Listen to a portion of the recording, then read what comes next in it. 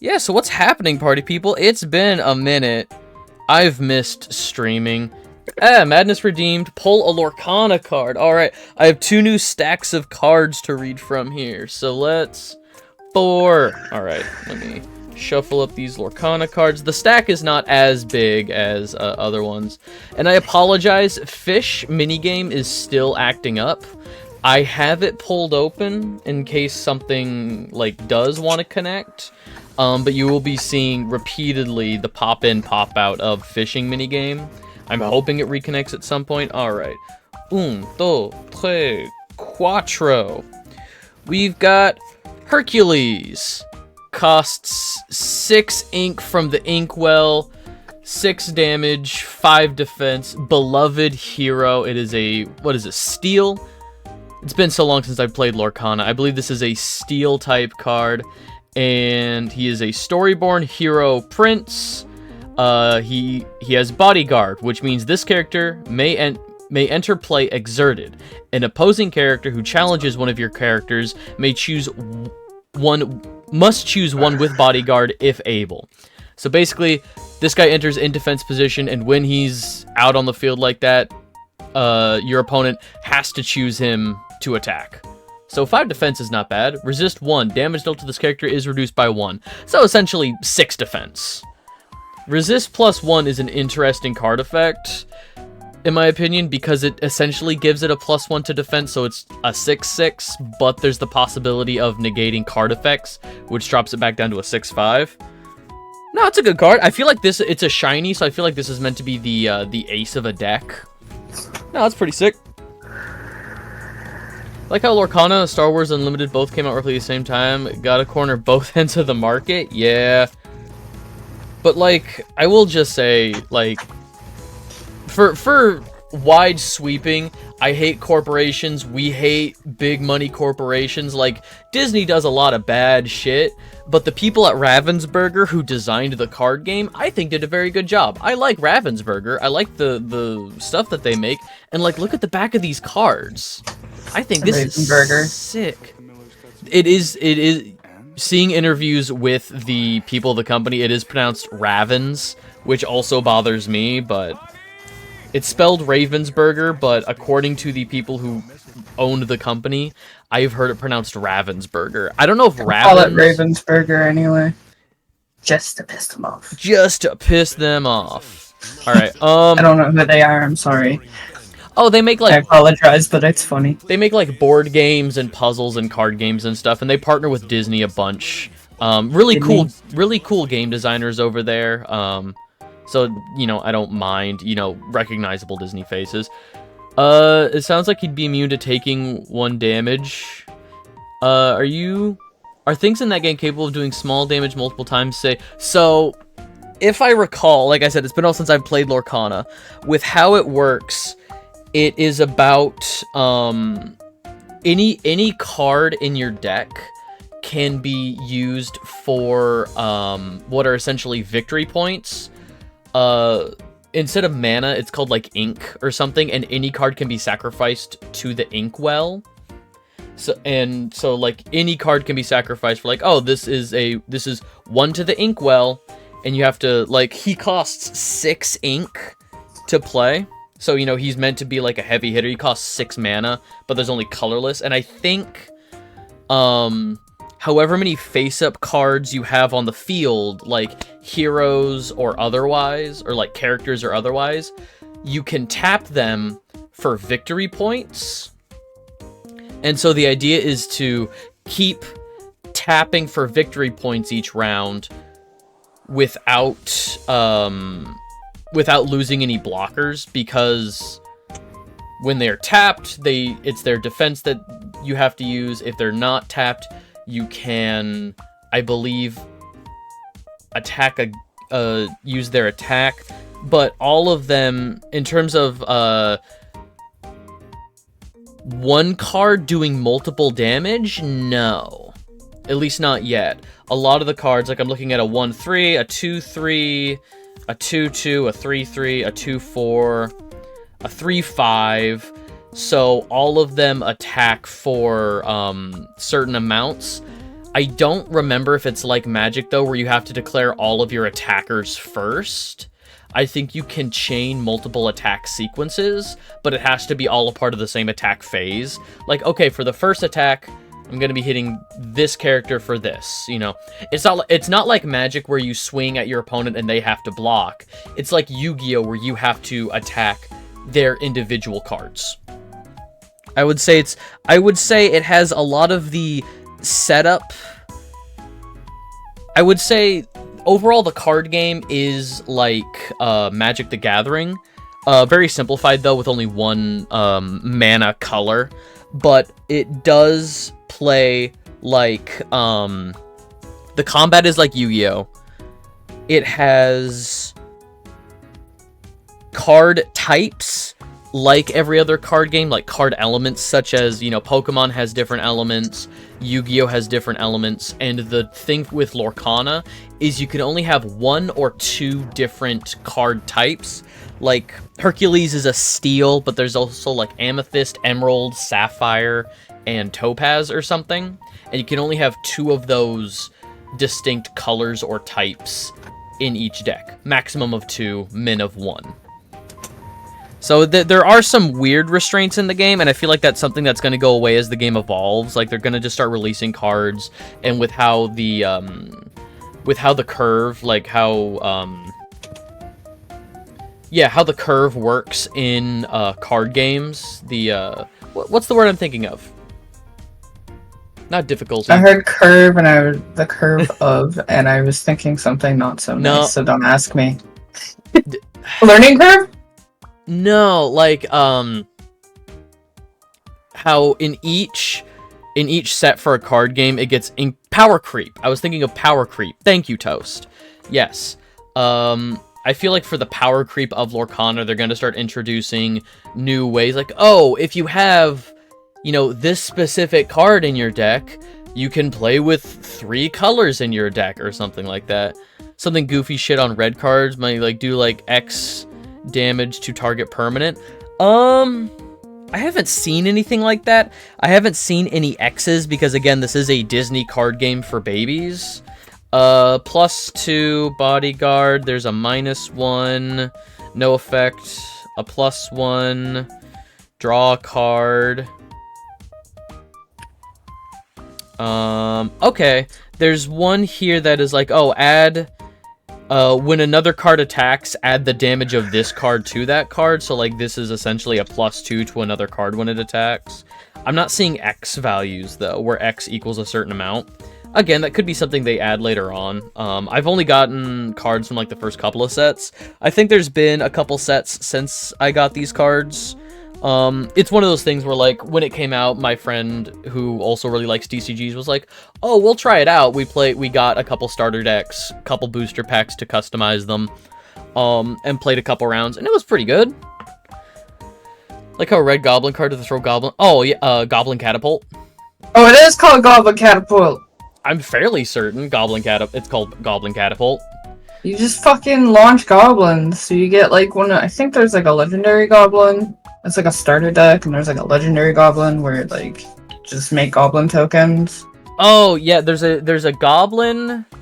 God, I'm trying to. You just start launching them directly at the opponent's face. So you create essentially an engine of like create goblin, throw goblin, kill goblin throw goblin at opponent, make new goblin, throw goblin. Yeah. Goblin bombardment. Is that what it's called? Goblin Bombardment? Possibly. There's also Goblin Artillery, which does 2 damage, target 3 damage to you. Silly. That sounds bad. I mean, the thing about a lot of card games, like, you try to be precious with your life total, but it's also just a currency. Like, life points in Yu-Gi-Oh! Don't fucking mean anything, but there's so much... What does it matter if you lose half your life points when you're swinging for lethal on the first turn?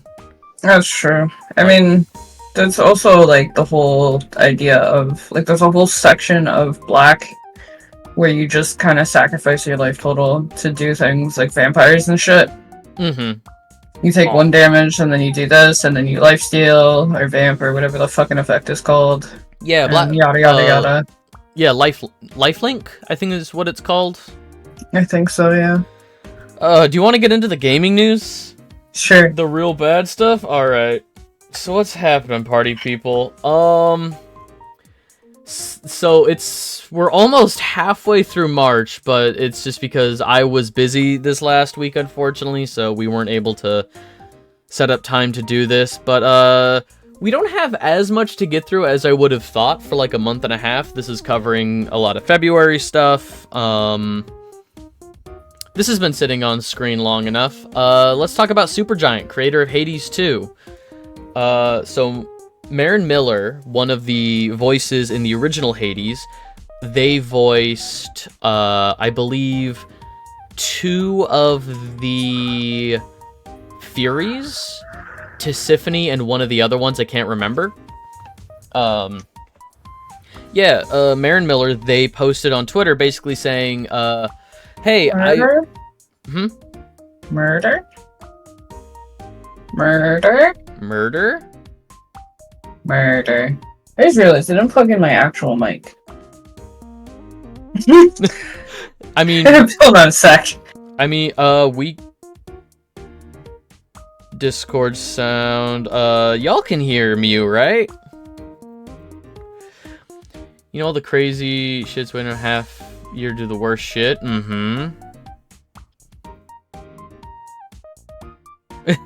Murder. Yeah, so Marin Miller, they played Athena, Tisiphone, and Alecto. Cool. Yeah, Marin Miller is a non-binary actor. They use they/them pronouns.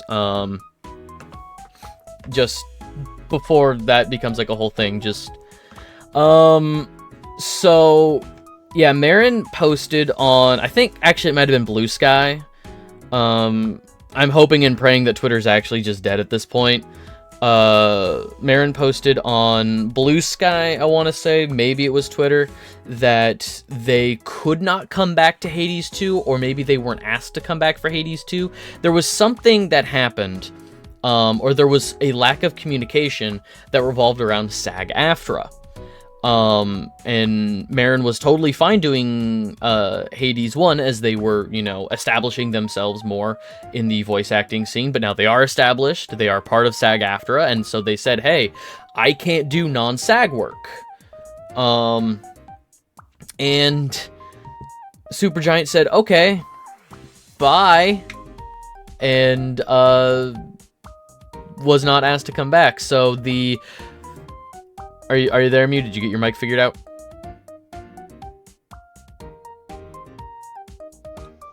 One second. All right. 1. Are you there, Mew?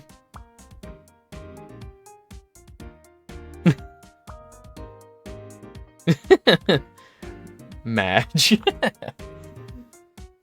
So the statement from Supergiant regarding the SAG-AFTRA situation, that is right here on screen for people who maybe have a hard time reading smaller font, says... Awaybo. Awaybo, there we go. Up. Does that sound better? Yeah, I'd say it sounds better. Okay, because I don't know what I was talking through. I didn't have my mic plugged in. Is there a microphone in your webcam that you're using for Fisk? It's either that or headphones, probably. Oh. Voice talent has been integral to each of our games. Recently, questions arose here about how we work with our voice talent, which we want to address.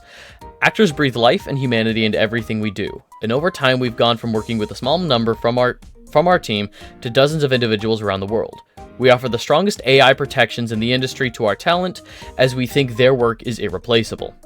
Our games are intentionally made by human beings. No generative AI is being used in the creation of the voiceover work or any other content that goes into them. We have not recast any of our characters in Hades 2 and wish to keep working with each and every member of our wonderful cast. We have respected and will continue to respect any actor needing to pause work during the ongoing SAG-AFTRA video game strike. While none of our games have ever been subject to SAG-AFTRA contracts for a variety of reasons, we wish SAG-AFTRA the best in their negotiations to compel larger signatory studios to provide the kinds of protections we think actors deserve. So, this, in my opinion, feels a little kind of like subplanting the momentum. Like they're sort of like not reversing, but they're they're not changing the narrative, but basically what Mary Miller was saying was because this game is not because Supergiant refuses to make it a SAG-AFTRA project, I'm going to have to step away from it. And while it's cool that Supergiant isn't using AI, and they're really proud of that whole not using AI thing, which, you know, I'm also really happy about not using AI. That's a big plus. I feel like that's not really what the statement should have been about. I feel like that's kind of buried towards the bottom of saying, you know, we're not... Isn't that what a lot of the SAG-AFTRA strike was about, though? So, I mean, it kind of makes sense that they're trying to emphasize it, because I would say the general populace, as far as they understood, SAG-AFTRA was just about AI usage and AI likeness and stuff. It's not that Hades 2 isn't a union project, it's that they won't flip to an interim contract for the union actors. From what I'm seeing. Okay. So that they won't flip to an interim contract. Yeah, like... Hades, my issue here... Interim contract, what does that mean? Oh. What does that mean? Real quick, let's just because I'm using my computer's... I'm using Google on my computer to show this, I'm gonna pull out my phone real quick. Interim. A short-term contract that is used to fulfill a temporary need. So, basically, with the SAG-AFTRA strikes going on right now, an interim contract would be supplementary to the normal contract and say, hey, during this strike time, oh god, how would this work? Because the issue with the contract work is that they can't continue the work because of the strike. So how would an interim contract change that? What would the verbiage be in an interim contract that would allow them to keep working? Or is the point that the interim contract protects their work so that when the strike ends, they can come back? Is that the point? Maybe. I honestly don't really know how it works. So. Well, I'm not sure who all is or isn't coming back for Hades 2. I've seen some of the character designs, but I'm waiting for the full release of Hades 2.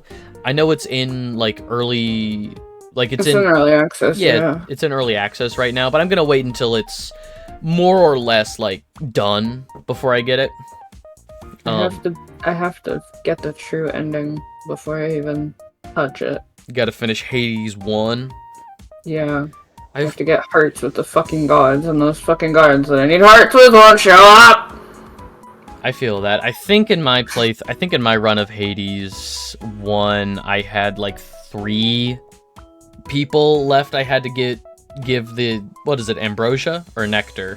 You have to give it to... I think ambrosia is like the one after you finish giving them nectar. Yeah. It might be ambrosia at that point.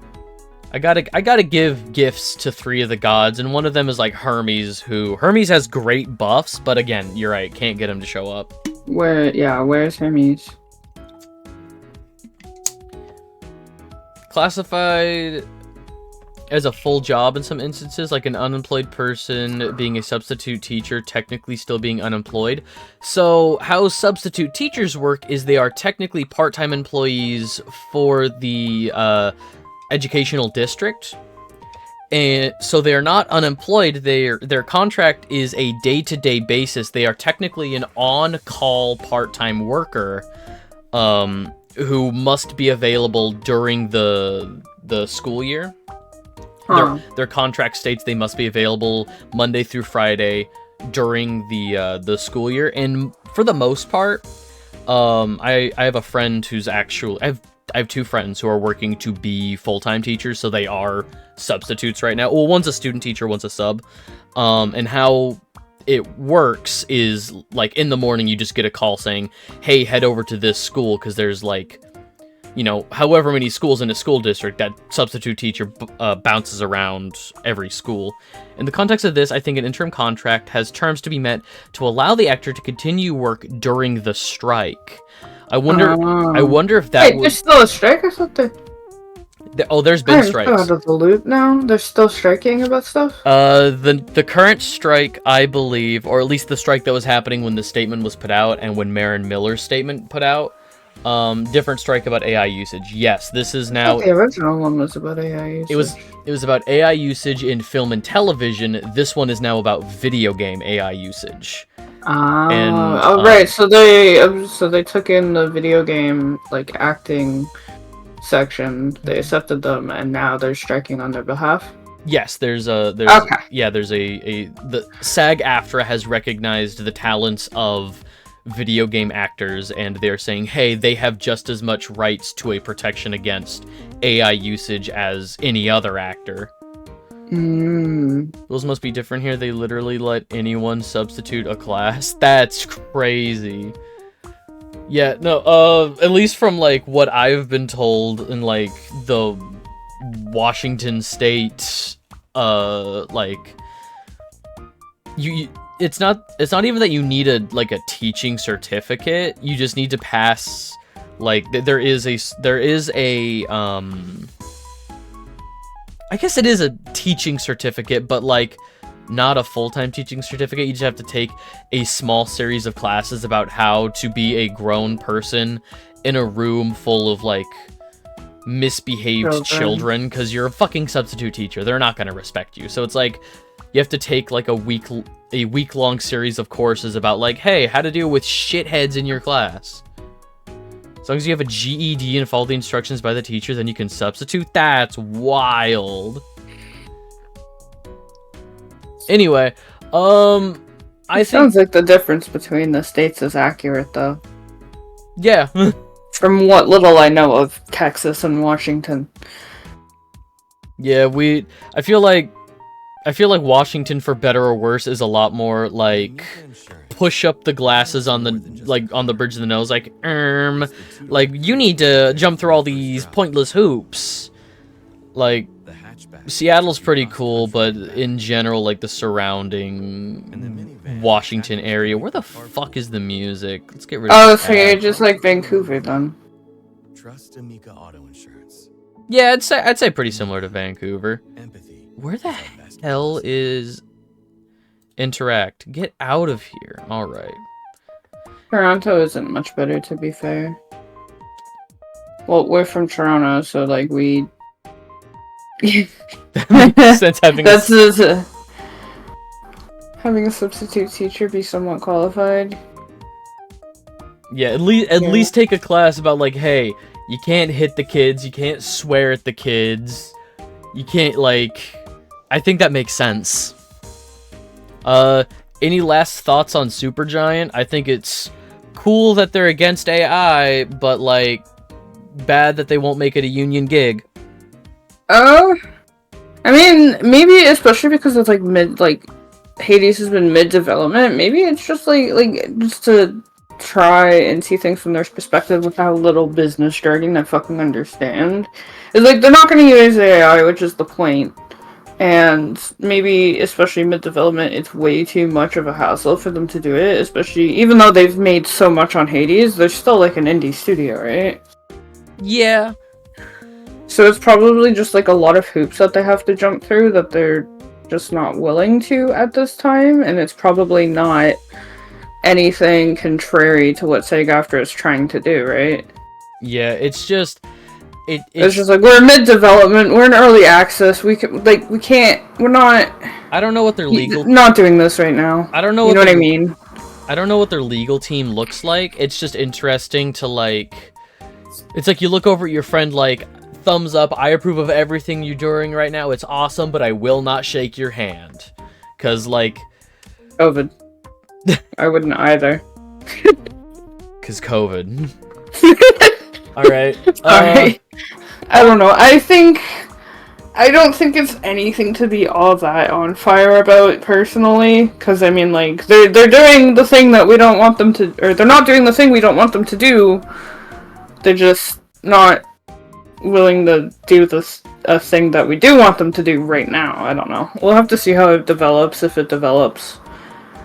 I think. Shakes hands nowadays, that's fair. Your hand is covered in goop. I don't want the goop on my hand. Exactly. Making a union gig would also come with strings and complications for their other non-union actors. I mean... I guess. Wait, yeah, that too. Because then, like... If you're changing the whole project, then you have to get all of these other people who are already employed under you to be employed through a thing, because, like, I know the one thing, some of the stuff I do know about unions is you can't be, like, a union job and then take in, like, just regular contract workers.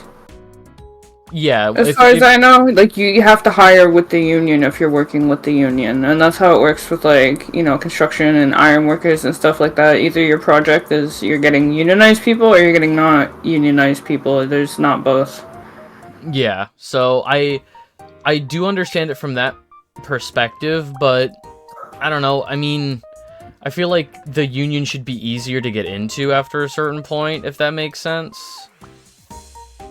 Yeah, and I mean, unions are generally better because you have to, like, do protections and stuff like that, but especially in the middle of a project, making that shift would just put in a whole bunch of delays and create a whole bunch of paperwork that, if they're not doing the bad thing we don't want them to do, I feel like they shouldn't need to do that. Hold on, let me block this person before I reject it. How do I... Can only work on a union project, so many times before they have to join the union, yeah. But I mean, like, I get that, like, not everybody can afford union dues or wants to pay the union dues, but I feel like unions should be easier to get into, should protect more people in their industry, not just, you know, performers, but anybody in those industries that you mentioned, you know, construction and all that. Yeah. I feel like it should be easier and more beneficial to be a part of a union than not, because the point is to protect the people in a given industry, but... Yeah, but everything runs on money and everything runs on paperwork. Yeah. So, like, it's a thing. Like, I remember my friend was telling me, even though, like, I can't really... I probably can't get away with doing physical labor right now. It's just like, oh, they'll join a union, they'll find something for you. I'm just like, I don't think they're going to take in someone to a construction union when they say I can't do physical labor. Like, they're not just gonna take me in and find something, you know what I mean? Like, you can't, it's not that easy. That's like taking someone in a wheelchair and telling them to work on the slab. Like, you can't really well, I mean, you could probably lift them up in the crane, but that's not a good idea. No. Oh, the slab is like the top of a high-rise. When it's still like a piece of concrete and they have like no guards and everything like that on the top of like a high-rise or something that they're building, they call it the slab because you just, like, exposed to the sun, you can fall off the side, there's only the crane. Yeah, but then you have, like, a lot of OSHA violations coming your way. Yeah, you know what I mean? Like, sure, they can, like, do, like, office work and stuff like that, but usually they're not looking for office workers, they're looking for people who can go out there and physically do the thing. Alright, are we ready to move on? Yeah. Alright.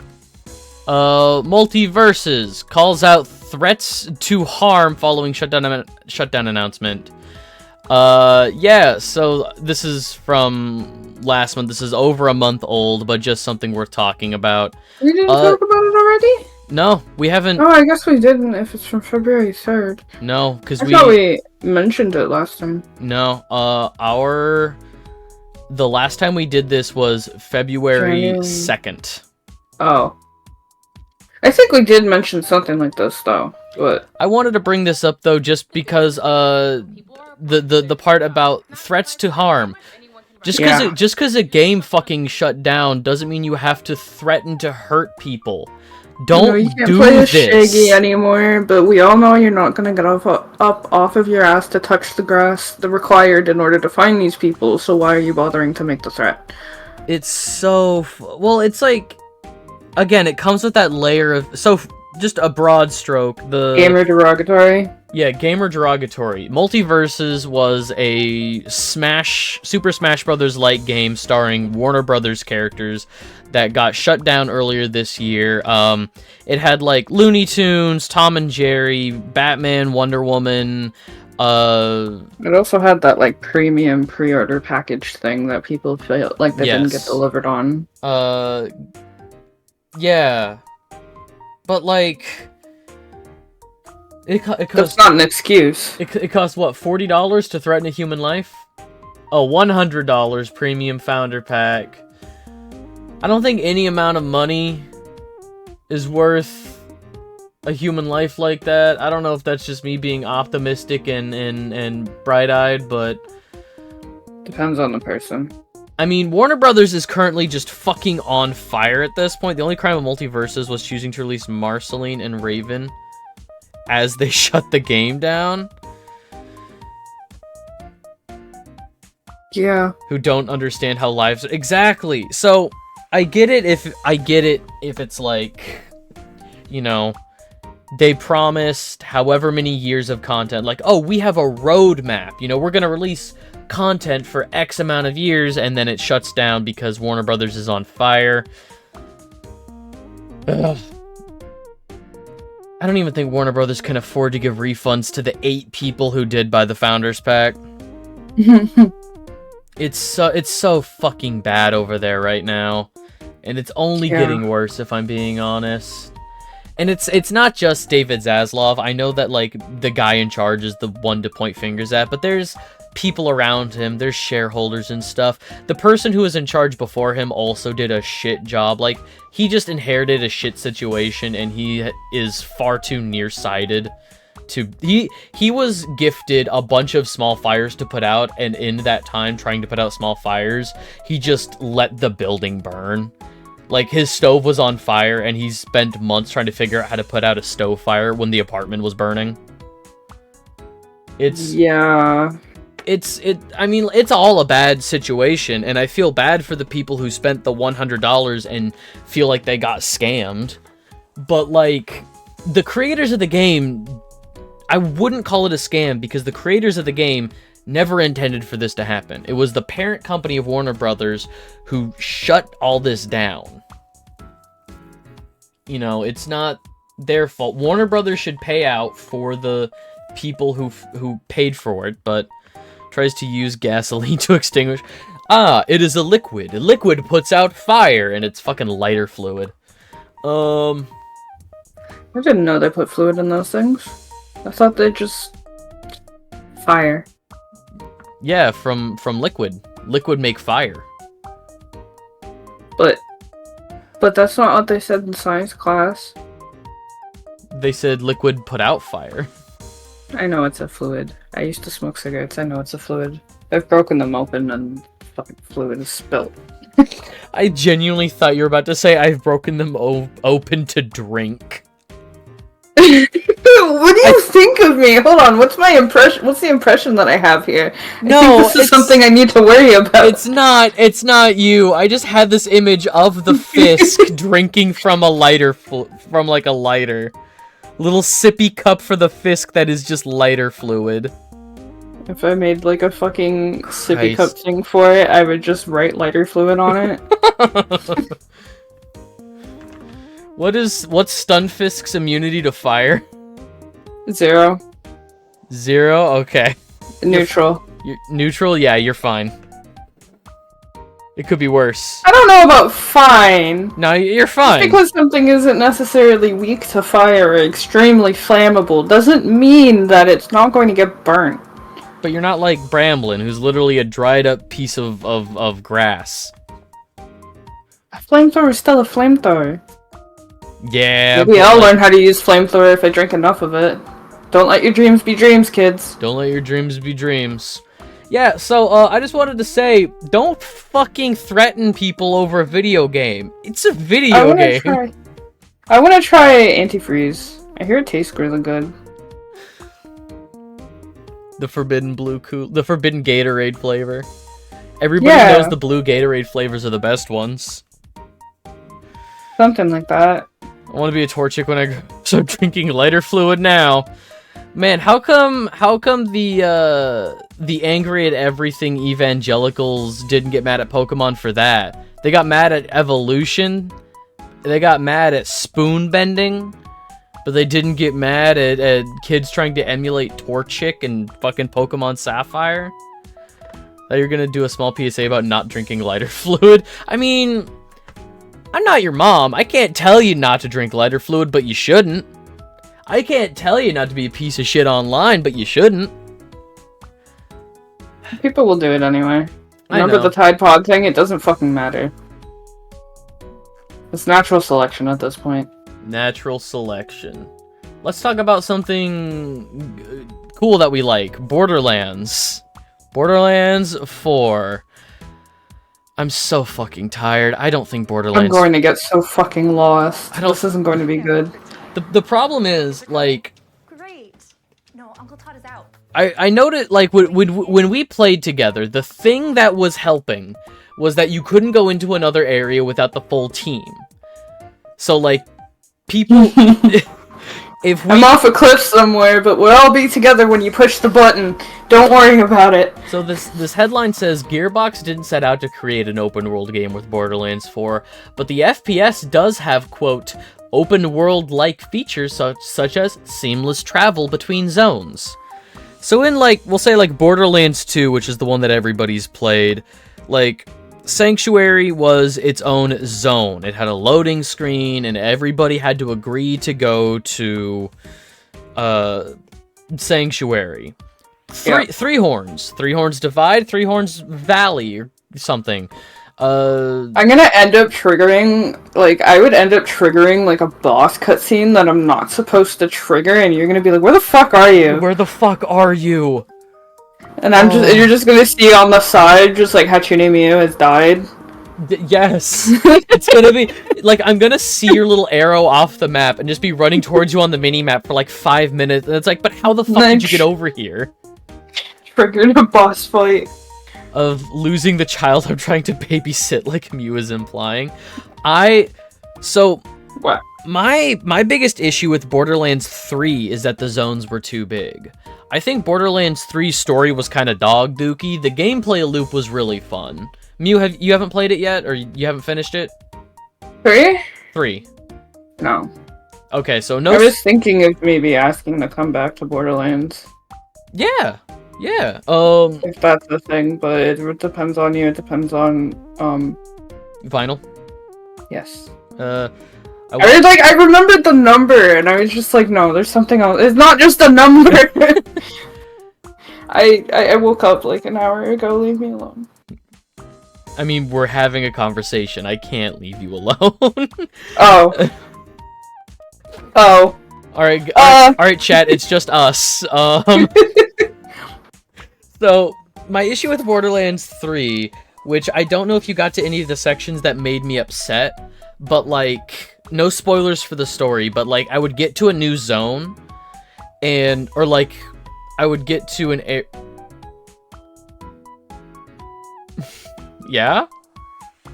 For real?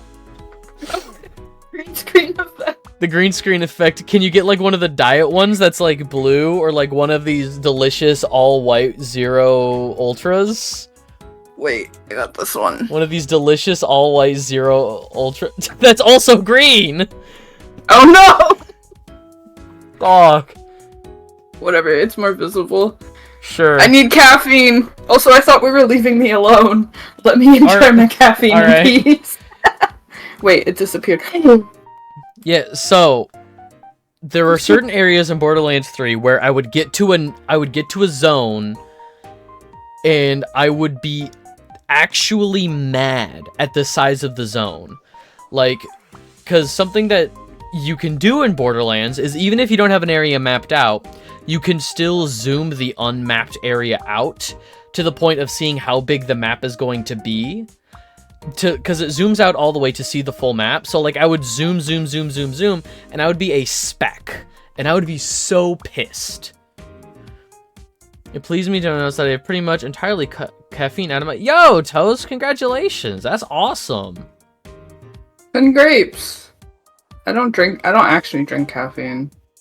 I need Dr. 7. Wait. I'm ready.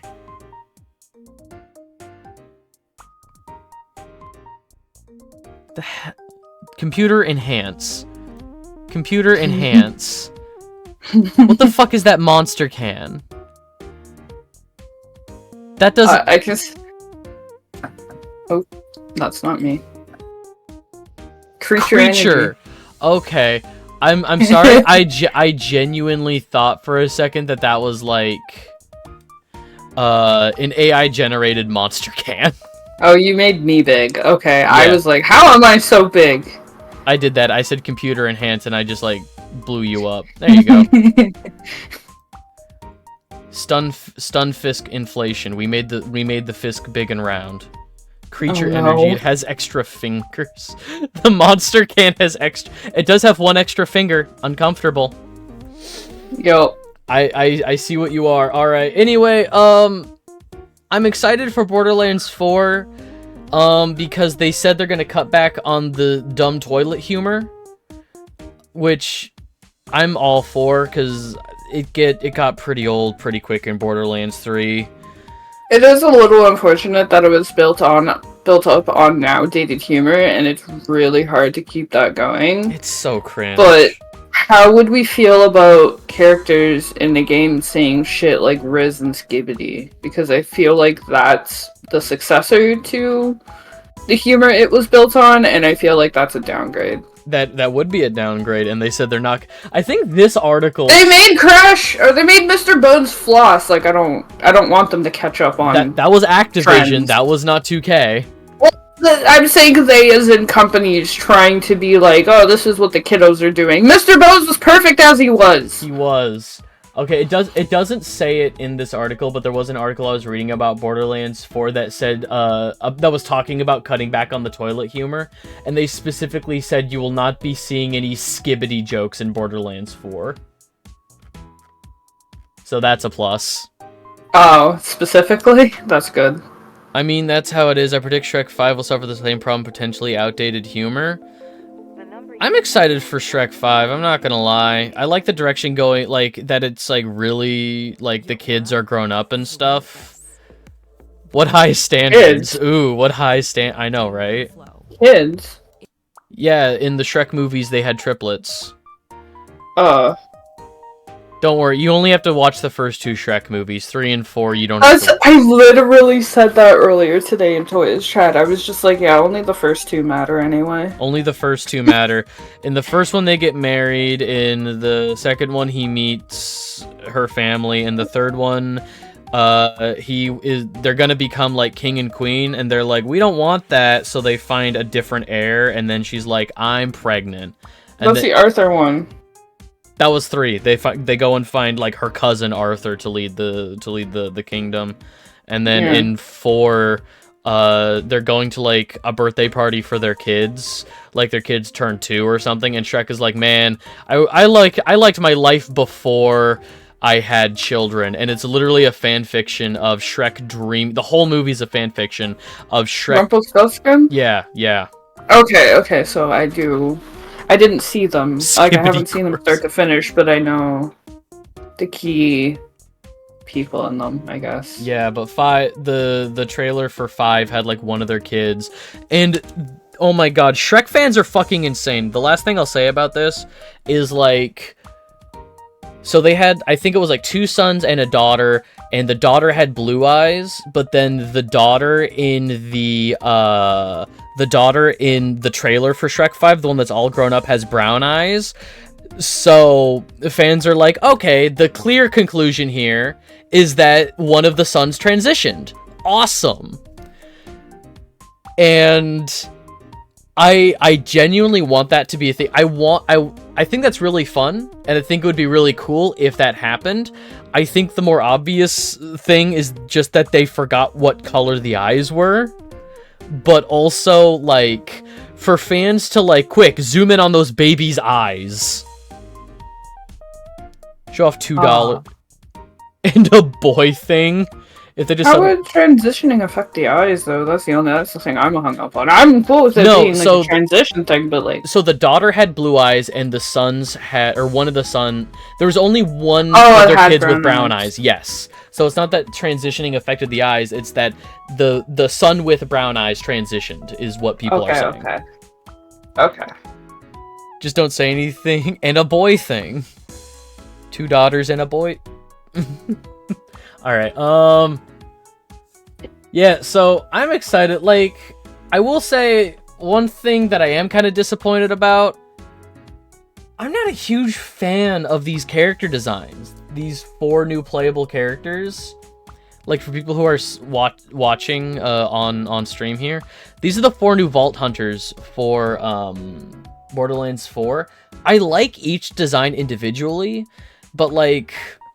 Together, it lacks color. It looks very, like, gray. They don't really pop out. They look like they could just be, like, semi-important NPCs. There's also no, like, Zero, there's no Flak, there's no, like, fun... I guess the first game also didn't have any non-human options. I do love... So, in the pink here, if you notice she's got the tattoos... There's no Claptrap, 0 out of 10. I do like this Siren design with the black trench coat with the pink liner. I do like I said, each design is great on its own. But she looks stuck up, though. I don't know if I'd like her. I mean...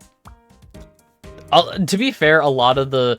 I think Lilith is the only Siren that wasn't born into, like, a monastic society that is trying to raise a Siren to be, like, a perfect warrior. Like, Maya was raised in a monastery. Amara, I think, came from one. And then there was, like, the twins. It's a whole thing. They need some cyan or something to make it pop. Yeah, there's, like, lots of... Even, like, the pink that's in there is still a very, like, dark pink. There isn't really, like, a pop. I think a cyan or, like, a vibrant yellow would help. Yeah. I just want the big guy to have been blonde because everything about him reads as being a Viking warrior.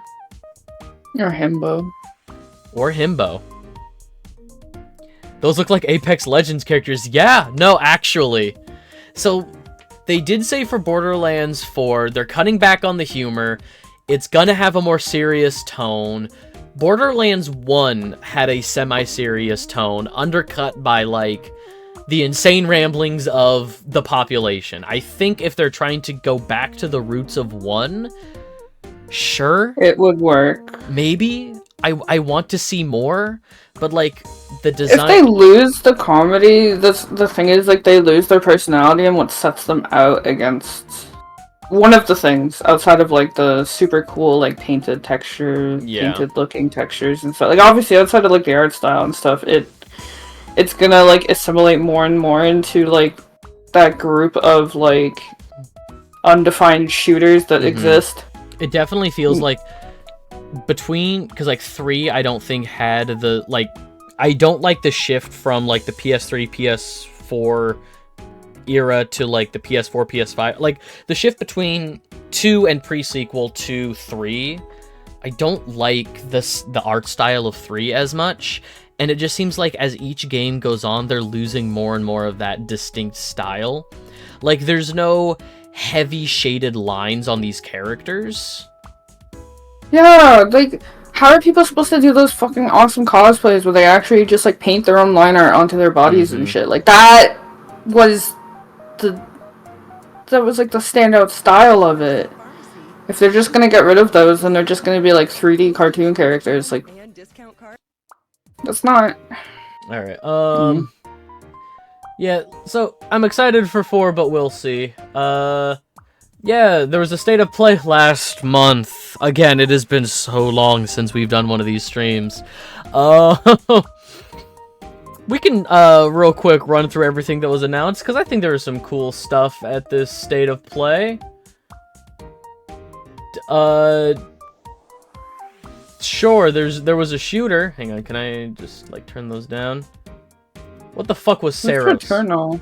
What's Returnal? Returnal is a third-person shooter roguelike about this woman stuck in a loop on like an alien planet. Like the planet itself is in a time loop. So she's yeah. It was all right. It's one of those games where like since it's a roguelike, you're going to be dying a bunch and it requires a sort of get good mentality, which like I enjoyed my time with it, but like I just couldn't justify. Get good?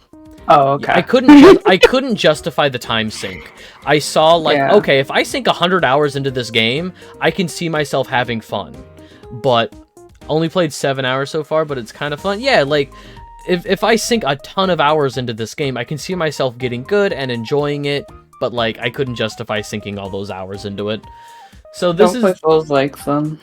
Yeah, this is their next game, and it's just a we're just seeing big monster. No idea. So it's just cinematic thing that tells you nothing about the game. Yes. I mean, they did say it's a cinematic reveal. Metal Gear Solid 3 remake trailer. I'm excited for it. I think Metal Gear Solid 3 is considered like one of the better ones. Just a remake? Yeah, it's a remake of 3. So they're not... Are they rewriting anything? I have no idea. Because, like... We've talked... When they tried to make their own Snake game, they came out with fucking Left 4 Dead. Metal Gear Solid Survive. And it was bad. Yeah. Or Metal Gear Survive. Yes. Yeah, whatever it is. Seems they're keeping the Ape Escape stuff. Yeah, so, does it actually say here? It does not. So, in the original MGS3, there was a crossover with Ape Escape, which is another PlayStation exclusive. They're keeping that stuff on the PlayStation version of the game, and they did say that the Xbox version of the game will have a different crossover. I can't remember with what franchise. Oh, it was something like Bomberman. I think it was like Bomberman or something. But they did say Xbox is getting its own crossover. Yeah, hang on. Look, Monkey. Look, everybody, Monkey. People like Monkey. PC is getting Ape Escape stuff too. Nice. It'd be cool if PC got both. Borderlands 4 release date confirmed. Onimusha for people who like Onimusha. September 23rd? That's soon. Sooner than I thought. Yeah. You gotta get through 3. It's funny the monkey thing popped up. I'm listening to No Thoughts Head Empty. And it's like a Pikmin song that sounds very jungly. Never played Onimusha. Looks good though. Yeah, a lot of these samurai games or just like Japanese swordplay games I think look really good. I've just never really given them the time of day. Not buying it at launch. I enjoyed 3, but they discounted it sharply year 1. True. No, I might get Borderlands 4 at launch. I'm a big enough fan of the franchise. In fact, for like this... As long as it doesn't come out on Epic first. True. For this like crazy stream week that I'm doing, I have a couple Borderlands things lined up. If I have a wheel to spin later to see what we're gonna be doing, and the wheel might give us some Borderlands stuff to do. Oh. Claptrap time. Tides of Claptrap was like one of the most fun characters I fucking played. It's Claptrap is such a fun like dice roll character. I genuinely liked how he had kind of a smaller nerfed version of a bunch of different ultimate abilities or like signature abilities from other previous characters. Yeah, it's super good. Like, I don't know, it was really fun. Played Flak because I had no friends. I had fun. That's fair. Flak is my dad's favorite. My dad plays a ton of Flak. So this game, woman in the blue dress there, the main character, she is played by the same actress as Shadowheart from Baldur's Gate 3. So for people who like her and because she's a good actor, I think this is Fish. very yonic. Normally play shooters because snipers have never been my thing. Sharp mentioned. Yeah, like, Always wear underwear when you sleep, because when you fart, you let out tiny sharts, and it's for hygiene. It's for hygiene. Unless you like fecal matter on your blanket. So, Okay. well, no, I'm just like, because Sorry. I've not played Baldur's Gate 3 on stream. I don't know if people know my opinions on Baldur's Gate in this chat, but, Yeah, what is your opinion on balding gays? Balls Out Gay is really fun. I hate most of the companions. I hate most of the companions. I cannot. My partner has sort of twisted my arm. We're doing a co-op playthrough right now, and she has twisted my arm to not kill any of the NPCs. Because normally I kill a lot. What's the point? So, like, Then what's the point of playing if you can't just kill NPCs and fuck everything up? I love Astarion, Karlach, and Gale, though. 1 out of 3 is kinda bad, Chief. Astarion... I mean, we could change your opinion of that if we bring up the butthole chart. Maybe that'll affect things for You're you. right, then I will hate all of them. No, so... Real quick... I hate Gale because his ex ruined him, and I'm not gonna put in the energy to fix him. Astarion, I cannot be got by the sexy vampire propaganda. As much as people want to doubt me, that He's not that hot. He's like mildly attractive, has an accent, and is a vampire. He's not. His actor is amazing, and the voice work for Astarion, the actual performance is great. I am not sexually attracted to Astarion. He's a piece of shit and hilarious for it. There's a great moment in Act 3, way later in the game, where there's like a clown performing on stage, and you can volunteer one of your companions to go up and help him. And if you volunteer Astarion, everybody's like, yeah! Go up there, you sexy twink! Go up there and fuck around with the clown! Go be the magician's assistant! And he's waving and smiling, and he's like, I'm gonna fucking kill you later. Haha, yeah, okay! And he like... It's such a fun interaction, but... Well, I have news for you that might change your opinion. His butthole is tight, fragrant, bald, and gourmet. Anyway, I'm more attracted to the actor is Neil Newbon, and I'm more attracted to his character of Heisenberg from Resident Evil 8. I'm more attracted to Heisenberg from Resident Evil 8 than I am Astarion. Astarion is more fun to keep around. Shadowheart is someone to connect with emotionally. My third companion is a human shield. I hate Shadowheart so much. I usually kill her on the beach. Like when she's like laying there and you have to like you can like check the artifact. Can't you just let the ones you don't like die? Yeah, like Gale you find stuck in a wall and then you can just like not get him out of the wall and he's there forever. It's actually the only way you can kill him early on without actually like stuck in a wall. I've seen that before in many a visual novel. Like there's like a magic sigil on this wall and a hand comes out and he's like, hey, could you please help me? And there's just like a hand sticking out. You can just leave and he's like stuck in there forever. If you kill him any other way early on, he essentially has a bomb in his chest and he has to eat magical items to survive. The game gives you tons of magical items, so it's no big deal, but like, I'd rather just sell them for money. If you don't feed him magical artifacts to survive, he will just explode and you get a game over. What if you're not near him when he explodes? It destroys the whole country. Like, it is like a nuke of nukes. Oh. So you can just not rescue him and everything will be fine? Yeah, if you just don't rescue him, he blows up in a pocket dimension that's like away from you. Oh. Yeah, no, it's fucking... He's, I don't like Gale. I don't like Will. I don't like Astari. I don't like really any of the male companions. Halsin's too horny. Karlach is fine. Karlach is Bear? fun. Yeah, the bear one. Did you sleep with the bear? No, I did not sleep with the bear. Oh. No, every single one of my playthroughs, I have been loyal to Lae'zel. I don't mean it to happen, but she's just in my party a bunch. I choose the bear. I hate Lae'zel. That's fair. I know, and that's the thing. That's why I'm totally fine with people hating my opinions of Baldur's Gate 3, because my favorite companion is Lae'zel, and I know a lot of people hate Lae'zel, but I've seen her story through, and I think it's worth it. I genuinely love her story, because she's, like, raised in, like, a very militant society, and she's like, we have rules, this is how our society is, this is our goddess, these are our important people in our society, and she learns that all of that is a fucking lie, and she's like, alright, I guess I'm gonna start a revolution and kind of, like, overthrow this bullshit society that's lied to me my whole life.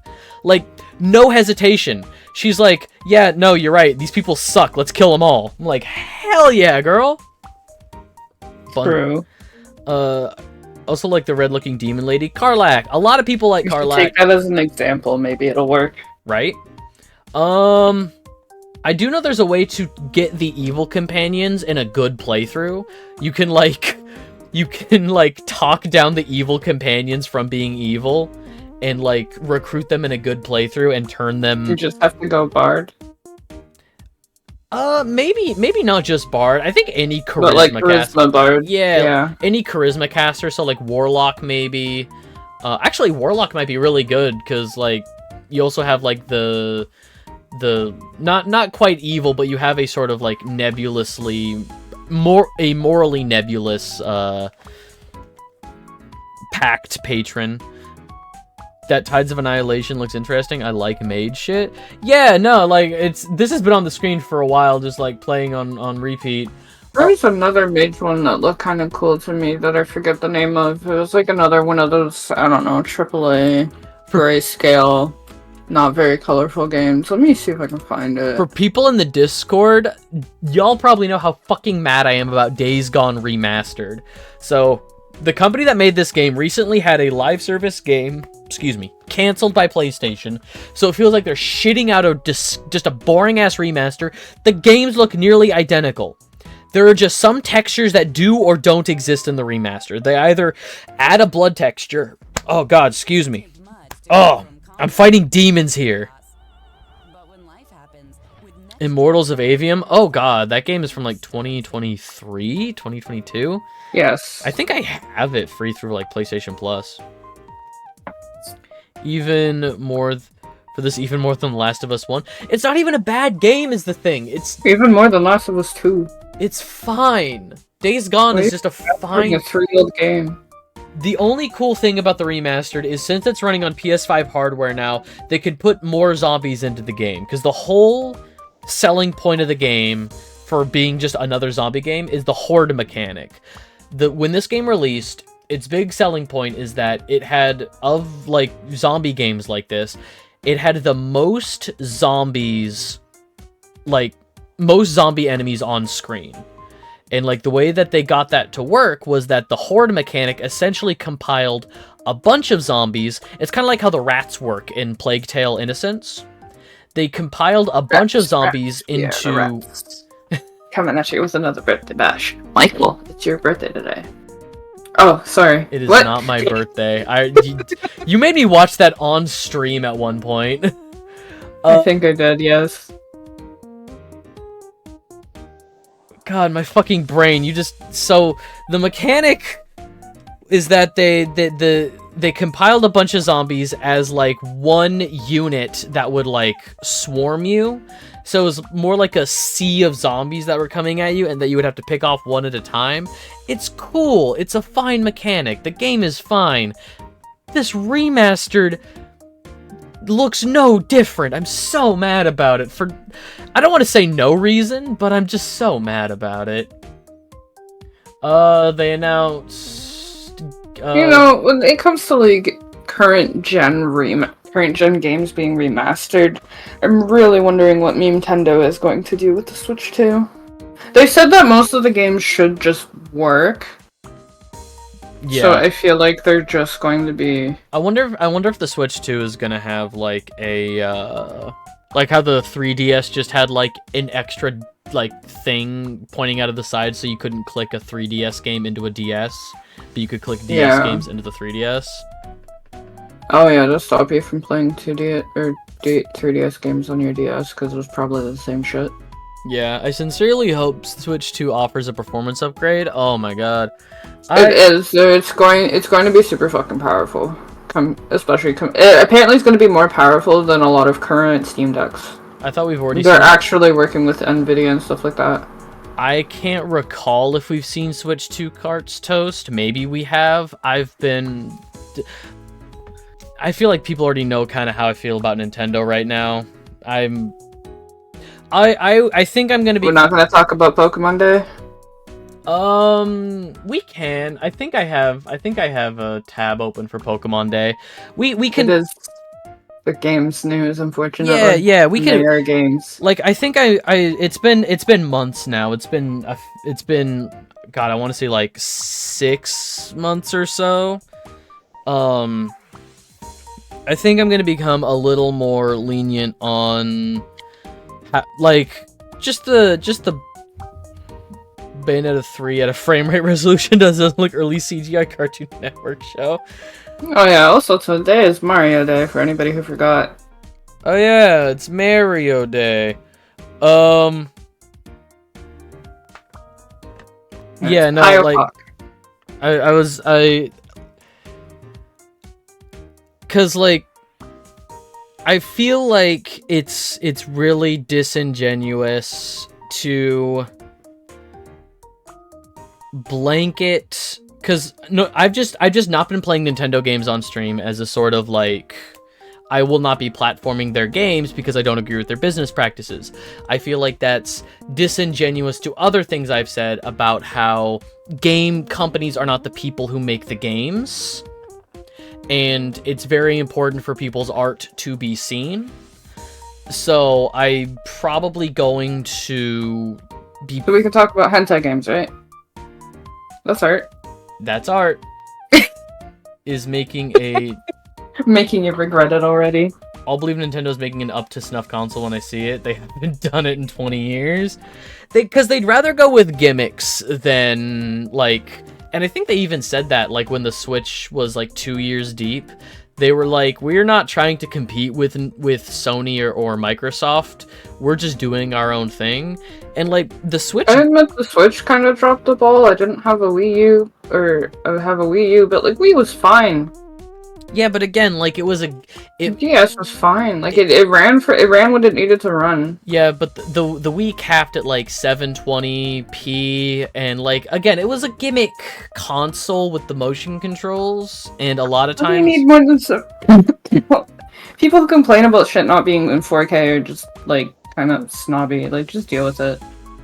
But it wasn't even up. But it wasn't even up to, like, the HD standards of the time, because 4K wasn't even around.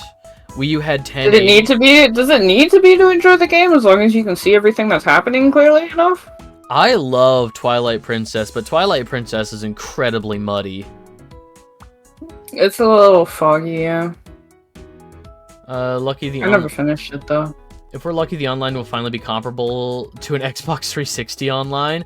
I'm so mad. And again, this is just one of a trillion things I hate Nintendo for. Nintendo was the only console for a long time that did not make you pay for their online services. Until the Switch. Then they started charging for their online services. Like, obviously I'd prefer it to be free, but with how expensive servers are to run... Nintendo makes the and most the fact money. That they can afford it. They have Pokemon. Pokemon has made the most money ever. Money will never be an issue for Nintendo, and I never want to hear the argument that money is an issue for Nintendo. I'm not saying it's an issue. I'm saying servers are expensive. Servers are expensive, but which is more... And especially for a game that has made, like, the most money. Imagine how many people would be using those servers. It's probably still expensive. To put it into that perspective. it still does not feel remotely close, if I'm being Plus, honest. they should be Pokemon money for Pokemon generally. Because even You don't siphon, like, money from one section to put it into another, I don't think. At least, that's probably bad business practice. well, all right. If we're talking about like the number of people playing the game versus the server cost for just Pokemon, that still goes into that still would include all of the merch sales. How many people buy Pokemon plushies? Speaking of Pokemon plushies, oh my god. Okay, so I was playing Pokemon Go. It was like Unova Fest. It was shit, whatever. Yeah. A friend was sick, so I was helping his girlfriend play because I usually man 2 phones when Blair stays home just to do like raid days and stuff. But Blair was there. So I would like, you know, she was doing the QRM raids and then I was doing the catching because I'm really good at catching. So I was trying to help with catching and stuff like that. So they got me a present. They got me a Pikachu plushie. They sent me a photo of it. I'm like, okay, cool, Pikachu. And then the other day, Saturday it was, because it was a Fuecoco shiny day. They're just like, oh yeah, you gotta come by so you can pick it up. And I'm just like, oh. I'm like thinking, oh, why didn't they bring it? There's a reason why they didn't bring it. You know Clarice? Massive? You know Clarice? Like my unicorn cat giant squishmallow thing? Yeah. It's bigger than her. Oh, hell yeah. Let me post a photo, because I have Clarice. I'll post a photo in your server. It was so fucking comically large. And like the first night I had it, I have it on my bed behind me. And so I was rolled over, and I like woke up and rolled over, and then I looked up at the giant fucking like, it's not Gigantamax form, but it might as well be fucking Gigantamax Squishmallow, and I was scared for a second. I was like, the fuck? That's It's awesome. so comically large, and I am so fucking grateful to them. But like, holy shit! And taking it home on the bus from like, cause I'm in the like Northwest End now, and they're like, kind of East End. So it was like an hour and a bit trip to get back with this giant fucking Pikachu. That's awesome. You got Okay, you I'm gotta gonna post it in shit posting, cause that's all I ever. Here we go. Valid. So there's like a regular size Squishmallow, Ricardo, the Okay. Christmas mint cat, and then there's Clarice, That who was Pikachu's fucking huge. Because Squishmallow, so the mint bat. it's an official Squishmallow too. The mint bat is about like that big. No, get out of here, nerd. Oh yeah, about that, yeah. No, the fucking no. I wanted to watch the Sonic racing. No. Autoplay off. Fuck you. No. Refresh the page. Ugh. Whatever. I'm excited. Buying the life-size Gardevoir plush to make Joker proud. I want the life-size Gardevoir plush because I like Gardevoir. If they made a Mega Gardevoir one, I would probably save up a lot of money and try to buy it. I just actually like Gardevoir. I got a low punny, Batman. There's no rules against the Pokemon, Batman. Fucking love that video. Yeah, so I'm excited. I'm actually excited for the Sonic Racing Cross Worlds because they're bringing back the bird characters. Shadow in a Ferrari or whatever the fuck it was, Yeah. Lamborghini. Racing through Dino Legs. They're bringing back the fucking Babylon Rogues from Free Riders. My partner's I haven't. my partner's converting me. I'm becoming a Sonic fan. If they had a Sylveon one, my wallet would scream. I'm surprised they haven't made Eevee ones yet. Oh, like giant Eeveelution Squishmallows. How big are Eevee like? I don't know how big, cause like Eevee is like the size of like a cat, right? It's like a foot. Other than maybe 2 feet.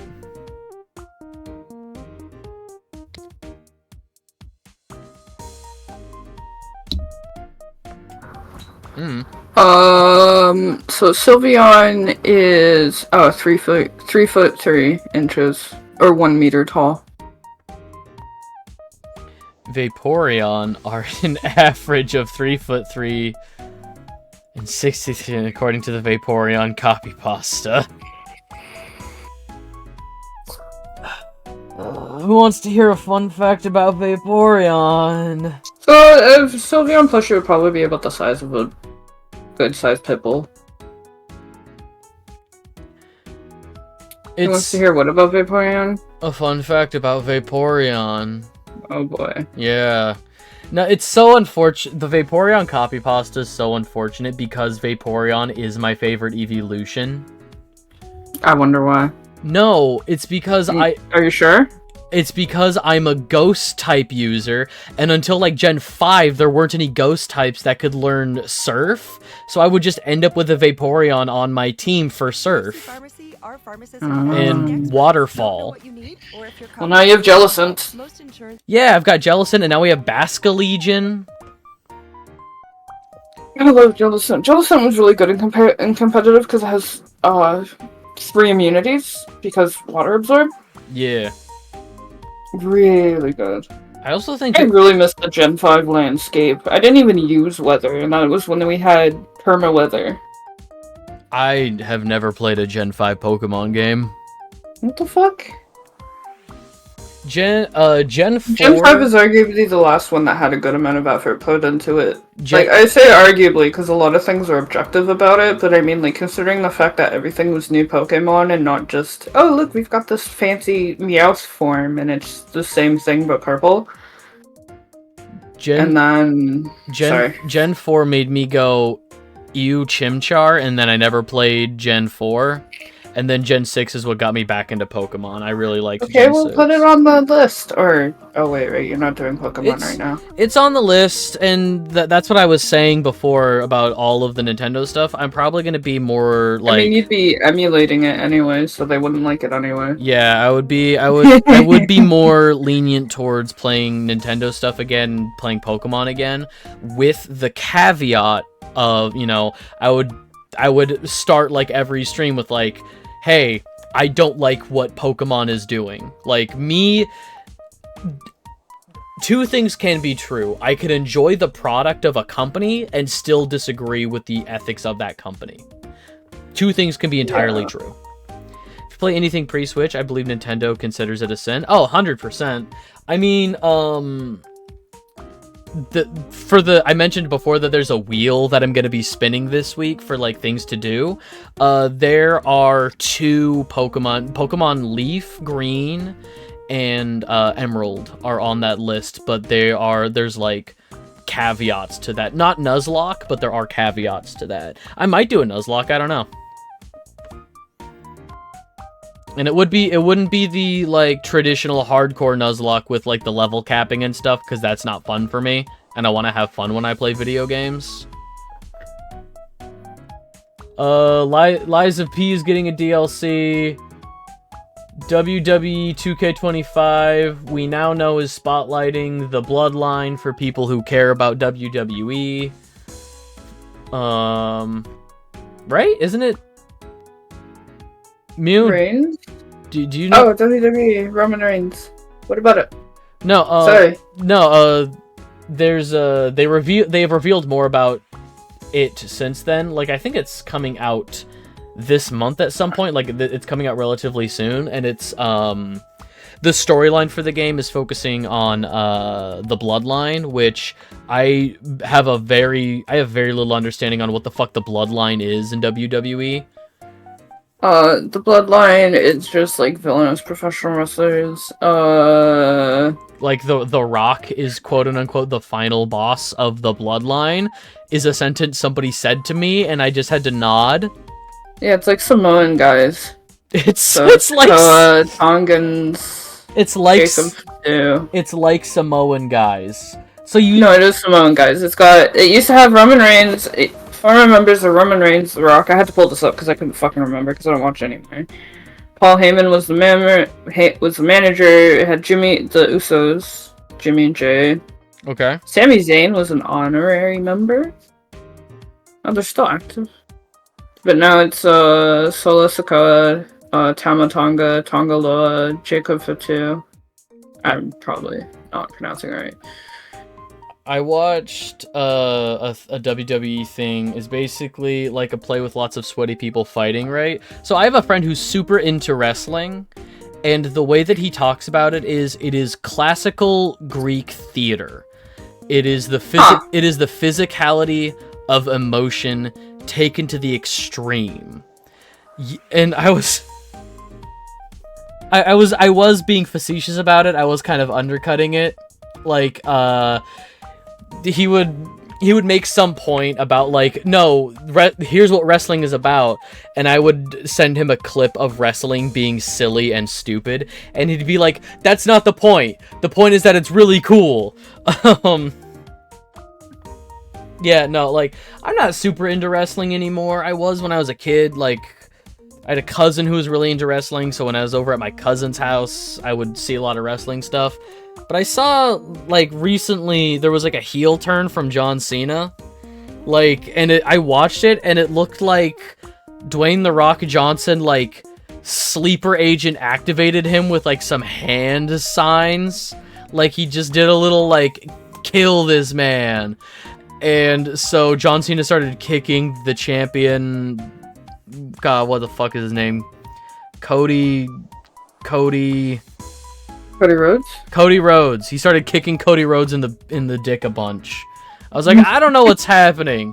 Like, John Cena was like, I love you forever, brother, and they were hugging, and then, like, over... Oh, he's going heel because he's retiring soon, so he's going back to heel.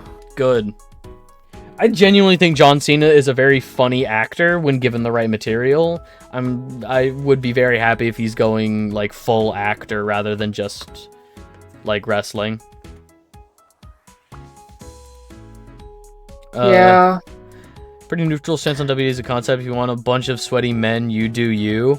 I mean, we can also say that, like, the people in charge of WWE suck.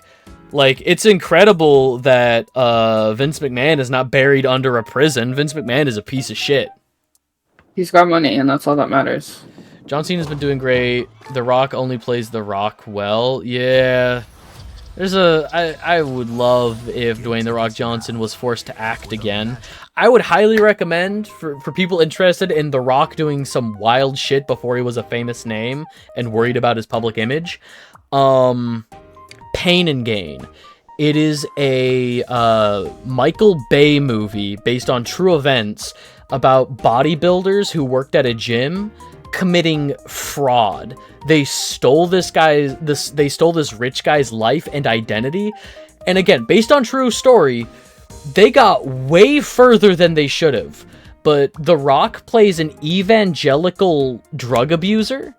Like, there's this really cool shot of him surrounded by candles with a Mother Mary, like, painting in front of him, and it looks like he's praying to this Mother Mary, and then he, like, kneels down and hits a line of cocaine.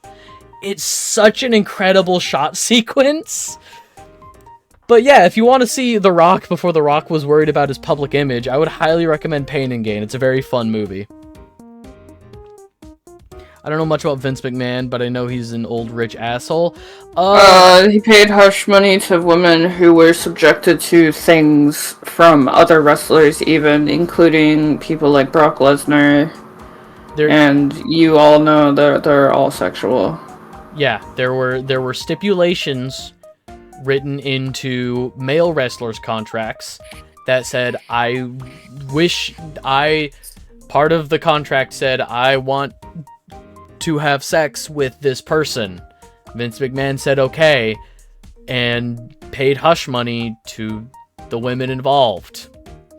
You can look up more about it. I really don't want to spend a lot of time focusing on that. Just know that Vince McMahon is a piece of shit, and I'm surprised he's not buried under the jail. We already knew he was a piece of shit because, like, it's fucking Vince McMahon, dude. There were so many he wrote a lot of weird storylines for WWE. The one that I always bring up is Hand to God. Wait, what was Hand to God? Hang on. When he pinned God. Oh man. Hang on. Fucking. No, the one I always bring up is the one where he was, like, attracted to his daughter. Oh god. He's a fucking weirdo. Yeah. Shinobi.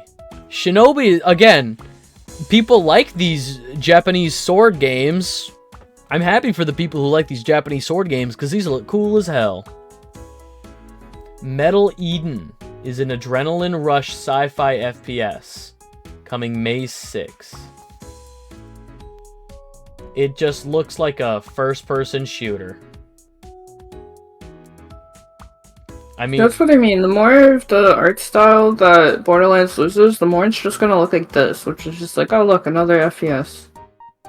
I don't think this looks bad. It's just not like blowing No, away. That's what I mean, though, right? Like, it's gonna kind of get lost in the dredges of there's a million FPS like this. Yeah, like And I feel like zoning was like a feature. Like the looter shooters have become popular since then. Anyway, their painted art style and their hard line Mhm. work, the attitude and comedy. Even if they change it because people didn't like it in 3, I still think that that's like a feature of theirs. And if they get too serious, then they're just gonna be like another FPS that takes itself too seriously. I don't know. I will say something about this game that it does look like it has going for it that I am a fan of. Looking at the gameplay loop, it's got a lot of things to make the gameplay feel fluid. It's got mantling, it's got wall running, it has a grappling hook that you can use on certain wall points to grapple, but you can also grapple enemies to pull yourself closer, like right there.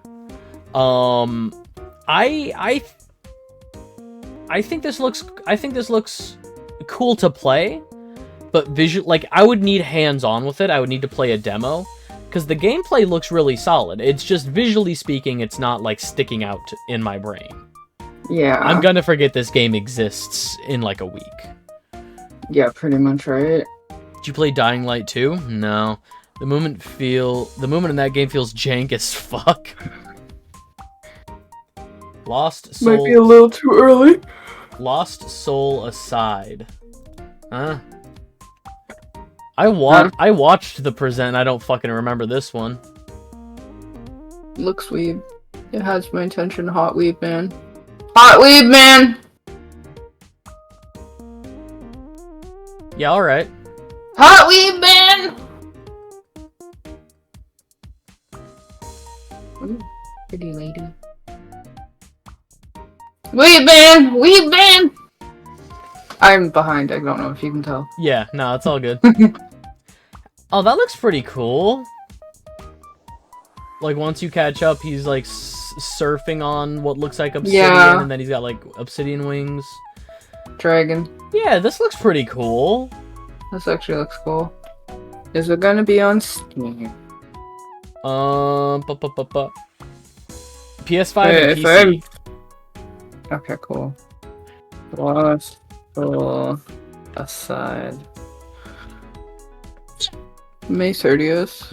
Emo boy game looks interesting too. I never played 1, but the reviews say it's better than 2. Oh, that's never good when the first one is like, oh, number 2 is actually a downgrade on many fronts. That fucking sucks. Monster Hunter Wilds. This game is already out. People have their opinions on it. I bet people fucking love this game. I'm not a Monster Hunter fan, so. Ah! I played 1 and 2, and 1 is infinitely better. Life's better when you're protected under I don't think I can get Monster Hunter. It's still a big time sink, and as much as I love Monster Hunter, if you miss a lot of the initial first year's inertia, you're behind.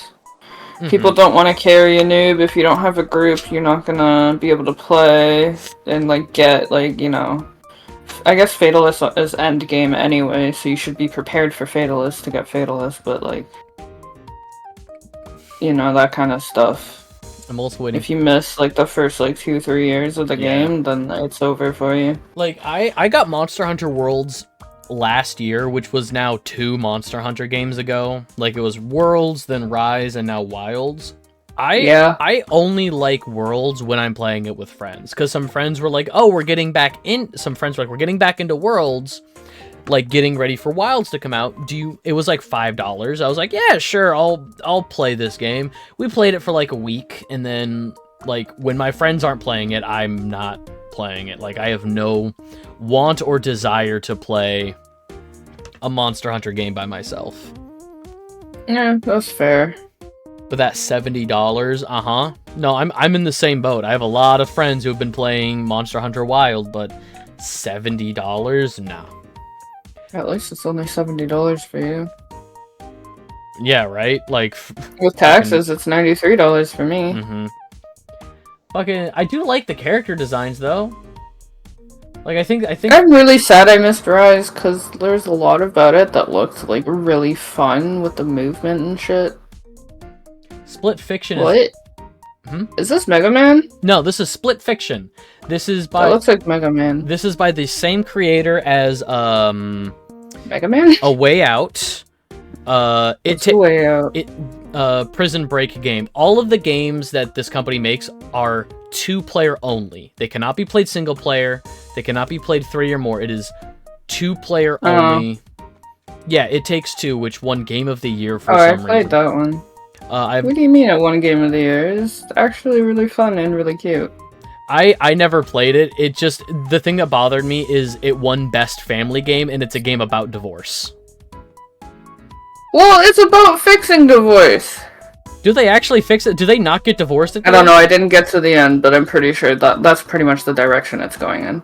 So yeah, this is a story about 2 writers, a fantasy writer and a science fiction writer, who get stuck into their stories, and like they don't like the other person's genre. So like when you're in like a fantasy level writing dragons around, one of them's like, this is lame. When you're in a sci-fi level doing a Mega Man fist gun shoot, the fantasy writer's like, I don't get it. And it's about these people becoming friends, I guess. I don't know. I'm sure this is, like... Again, it looks like a better version of It Takes Two. Hazelight, that's the name of the company. And Joseph Fares is the director. He's the dude who every year at the Game Awards says, fuck the Oscars. Mio and Zoe.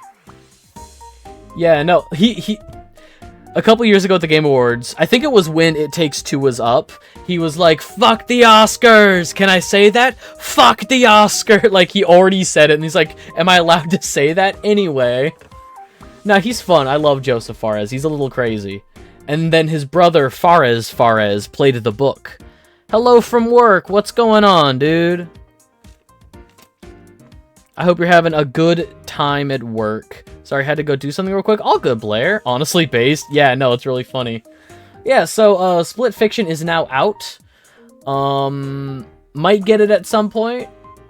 Again, always looking for something to play with my partner. Right now, Baldur's Gate 3 has been our thing. But mostly we just like watching each other play games. Like, she's been playing through Assassin's Creed 2 again. She loves that game, so it's been fun watching Assassin's Creed 2 again.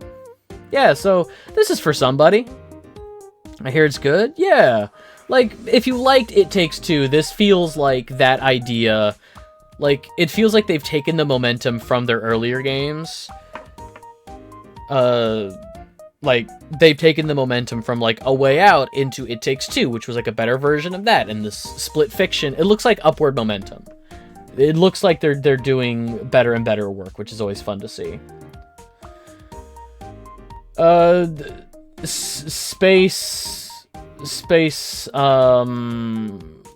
what was their fucking... Supermassive Cock. Supermassive, they did, Sorry, I spaced out. What are we doing? Supermassive did, Until Dawn. Until Dawn, The Quarry, and the Dark Pictures anthology. So this is another one of those, like, walk around as a bunch of different characters, your choices matter, any character could die at any time. These games are fun, they're a little janky, but they have their audience. Like, I'm never gonna be... Those are like the super cinematic games, right? Yeah. Like, I'm never gonna be mad that a game is...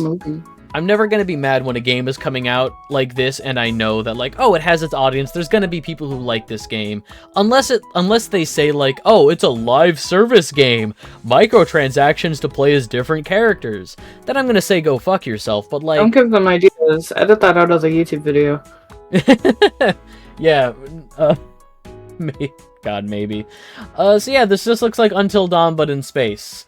Actually, no, this being real, this looks like The Thing in space, like the movie The Thing in space. It's about a shapeshifter in a space station. It looks good, but like, again, it's not for me. This has its audience, which I'm happy for.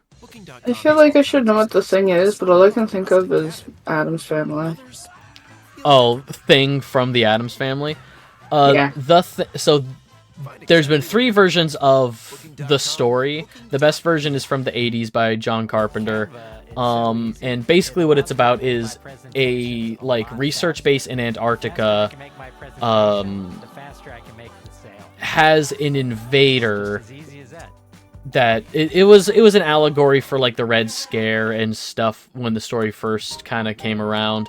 But the idea is basically so in the United States in the 50s through the 60s, post-war, post-World War II, the Red Scare was this idea that your neighbor could be a communist. You know, if you see something, say something. There's a lot of McCarthyism.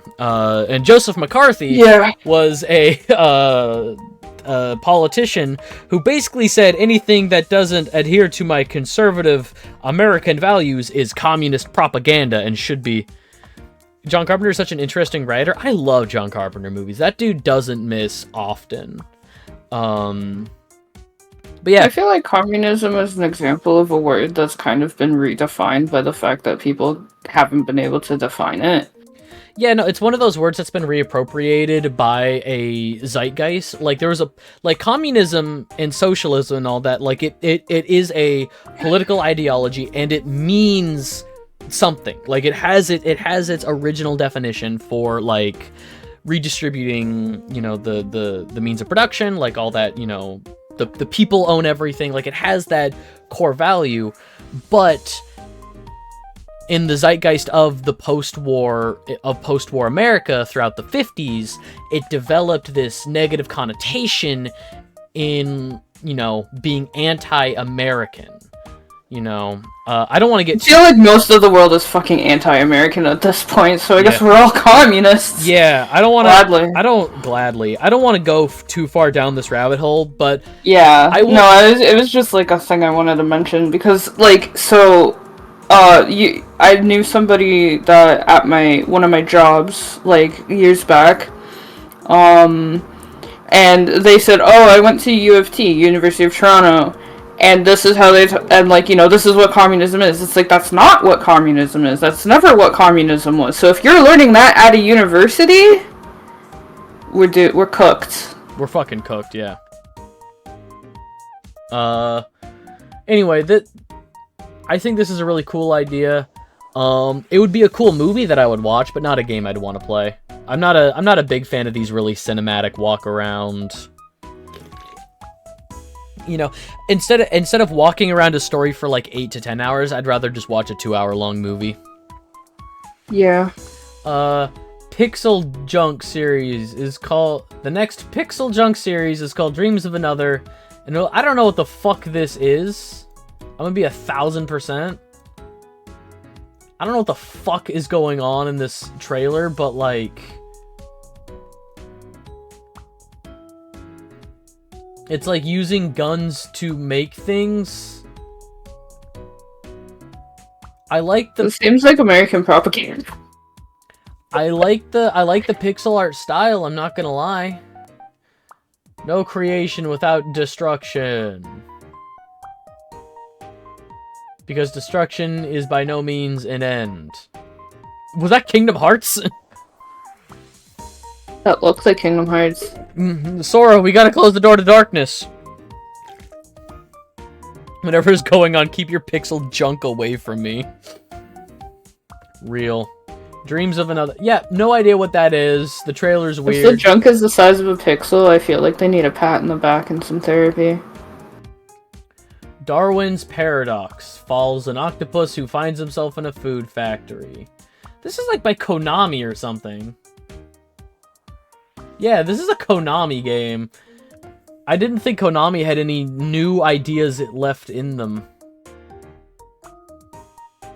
But like... Yeah, it's a 2D side scroller through a. It feels very like Little Nightmares or Inside Limbo. Little Nightmares, but it won't scare me. Yeah, you're playing as a squid trying to get out of a food factory. Octopus. Coctopus. 8 cocks. Instead of limbs. Oh, and there's fucking UFOs for some reason. Yeah, no, like that. Alright, Konami. I'm interested. And before it's a pachinko. Is that Wait, was Konami the pachinko guys? Konami? Yes, Konami was the ones that, like, got out of, video games for a while to do, like, Silent Hill pachinko. Was it? Silent Hill pachinko, Metal Gear pachinko. Yeah, that sounds right. Because I was like, I know there were Silent Hill pachinkos. Is Konami the Silent Hill company? Yes. Yes. Okay. The Midnight Walk. Oh, there's no video here. Okay, so the Midnight Walk is probably the one. Octodad Travels. Midnight Walk is the game I'm most excited for that was shown off. It is a game made entirely in stop-motion animation, which is like one of the most pure forms of art, in my opinion, because every frame is like modeled perfectly, like modeled on purpose. I love stop-motion so much. And it's also by... The original, like, Rudolph the Red-Nosed movie. Yeah, Wallace and Gromit is another one that Oh yeah. Was Chicken Run stop motion too, or was it CG? Chicken Run was... Okay, cool. Chicken Run... Because I know that it's early enough that it would have been really bad CG. Yes, so Aardman Animation has only ever done one movie that wasn't stop motion animation, and that was Flushed Away with DreamWorks. Never heard of it. It's about rats in a sewer. It's very British. We are the rats. Celebrate Coraline, with another Coraline is so beautiful. Like, my one issue with Laika is that they do little tricks. Like, if you watch making of for Laika movies, they blend CGI with stop motion. So like their movies are beautiful, but like they're not entirely stop motion, which kind of detracts from me a little bit. I don't want to be a purist, but Paranorman still looks fucking awesome. Like, you can't argue with the final product. The final product... Isn't technically Dark Crystal also stop... No, it's puppet. Yeah, that's puppetry. Dark Crystal and Labyrinth. Yeah. The original, like, Nightmare... Yep, Nightmare Before Christmas was... I think Coraline was CGI? Coraline was stop motion. That was Laika's first. Oh, it was still... Yes. Okay. Coraline was stop motion. Nightmare Before Christmas, Frankenweenie, Wendell and Wild? Frank My Weenie. Corpse Bride. Like, there's so many like beautiful stop motion. All those, yeah. Yeah, there's so many beautiful stop motion movies. But The Midnight Walk is a stop motion video game, and it's by the same company that did I believe it's by the same company that did oh fuck, what was the name of that game? Lost in Random. Oh, that. You love that. I love Lost in Random so much. I'm probably going to be playing it on stream sometime this year. Like, there's just so many games to play. But the thing that gets me about Lost in Random is it... Learn how to play with your feet and do a split screen. I know Flushed Away, not for the movie, but because it was a trailer for the TMNT. Watch until... Oh my god, I remember that movie. The CGI TMNT movie. Yeah. Okay, so obviously that thing probably wasn't even concepted when I was a kid, but I used to do that with TMNT with fucking VHS in the 90s. That's how old I am. Oh my god. I mean, I snapped VHSs when I was like, I didn't snap them, I don't think. I don't know what happened to them, but yeah, I'd watch them fucking over and over and over and over and over. Yeah, no, when I was a kid, I had like maybe 3 VHSs I watched over and over again, and I think I did end up snapping one of them from like overwatching. Yeah. I mean, I remember, I think one of them had, because you know the film, right? And how you have to, like, sometimes your machine will do it, and sometimes it won't do it properly, so you gotta rewind the fucking film paper tape in it, and I had one kind of explode, not explode, but, like, you know how it kind of gets all out and screwed up. Yeah. Yeah. You unwound it. Princess Bride! Fucking love Oh my it. god, I'm trying to get somebody to watch that movie, but they keep saying, oh, it's a chick flick. It sounds like a chick flick. It's literally not. the same guy. It's the same guy in the same tone as Men in Tights. Like, the Robin Hood Men in Tights guy. Yeah, It's Cary Elwes. probably got a little bit... Like, it's got more romance in it, and it's probably not as super slapstick, but it's, like, the same fucking shit. It's Like, so it's fun. funny. I don't like chick flicks either. Like, don't It's worry. Those Princess Bride. I rewatched it again like a couple months ago, and Princess Bride is genuinely one of the most timeless movies I have ever seen. I feel like anybody of any age can find something in there to identify with. Yeah, really. Like, and, Inconceivable. that word. You keep using it. I do not think it means what you think it means. Fucking Inigo Montoya. Like, oh my You god. killed my father.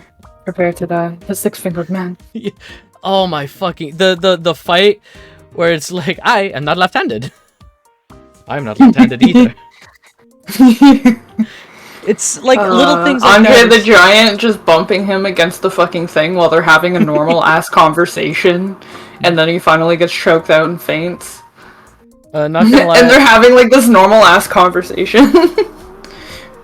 I discovered gay was Montoya and Wesley had an unbearable amount of sexual tension. Oh my god. I love the, like, thinking about Andre the Giant when Vicini, the little smart guy, when he told Fezzik, Andre's character, That's the same, thank you. yeah, pick up a rock, hide behind the boulder, and when he comes around the bend, hit him with the rock! Mo is not very sporting. God. There's also like the one scene I remember where like Leslie was like kind of dressed up so she didn't recognize him and like kicks him down the hill. Yeah. And then he's like, as you wish, and she was like, oh, wait, it's him, and just tosses Leslie. herself down the hill too. It's like, what, lady, girl, what are you doing? It's so silly. It's such a silly It's so film. silly. Oh. Anyway. There's also like the creepy under the tree witch lady that like stretches him out or something. Oh yeah, on baby's first BDSM. They just call it like the machine or something, and the six-fingered man is torturing him. How do you feel? And this is for posterity, so be honest. And he just kind of like whimpers in pain. Fascinating, and he like writes it down. It plays itself so seriously and has such goof. Yes, the best way to do comedy is if the people take it seriously. You like, it's the same thing as like, if a character is going through a hard time, but you don't let them cry, if you just show them like powering through it, you see the tears well up, but they're not allowed to cry, you will feel more emotionally like attached. It's like, studies have been done that people will cry for the character. It's fascinating. Like how people emotionally connect to movies is fascinating. And like what you do and don't show, it's more often than not, it's more powerful to like not show things, because it's like the human imagination is greater than anything you could put to screen. So like whatever you imagine is usually better. That's true. Yakuza, Like a Dragon. Art always looks better in my head. Ichiban from Like a Dragon is coming to fucking Dave the Diver. Dave the Diver's getting some wild crossovers, and I kind of love it. Ichiban's Holiday. I gotta play more of the fucking Yakuza games. I gotta play through more than just 2 of them. Yakuza. Hell is Us. What the fuck was this? What the hell is Hell is Us? Is this just a cinematic? Cool, this just... Oh no, there's some gameplay. There's some gameplay. Somewhere. Oh wait, that looks kinda neat. Those I'm a sucker for hack and slash. Those monsters look sick, I'm not gonna lie. Nobody's. Yeah. With mouth. Oh no, nobody's had mouths. Yeah, they had like zipper mouths. Okay. Yeah. So it's a lot of cinematic, but like... Looking in from the outside, if you're not into like video games, Kingdom Hearts is really fucking weird, dude. Oh yeah, 100%. Why does everyone got big shoes? Finally, a main. Why do they have wiggly zipper people? Finally, a main character I can identify with. A white person with curly hair! They never give them curly hair. Now, when my hair was I shorter... haven't straightened my hair in months and it's still doing awful. When my hair is shorter, it does curls like this. Same, I got the... Oh, I shouldn't say that. You get the what?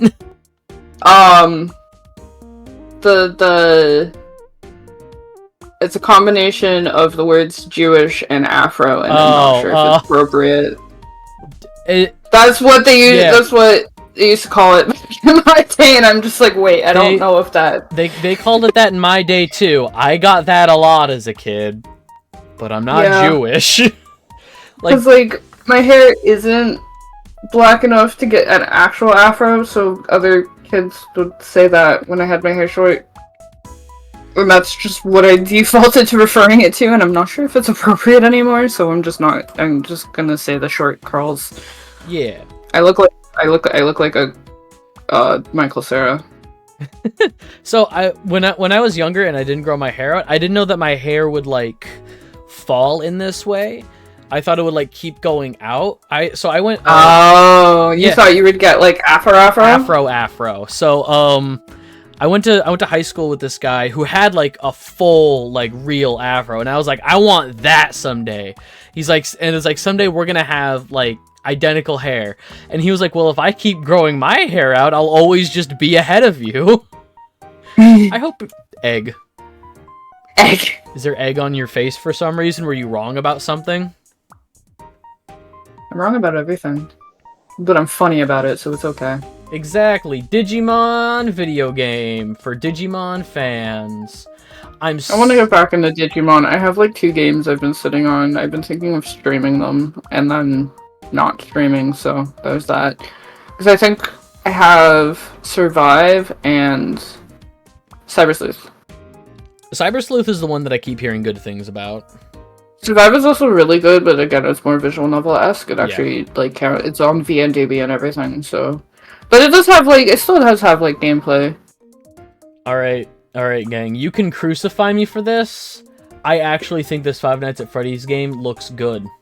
It is a first-person survival horror game with, like, Resident Evil-style puzzles.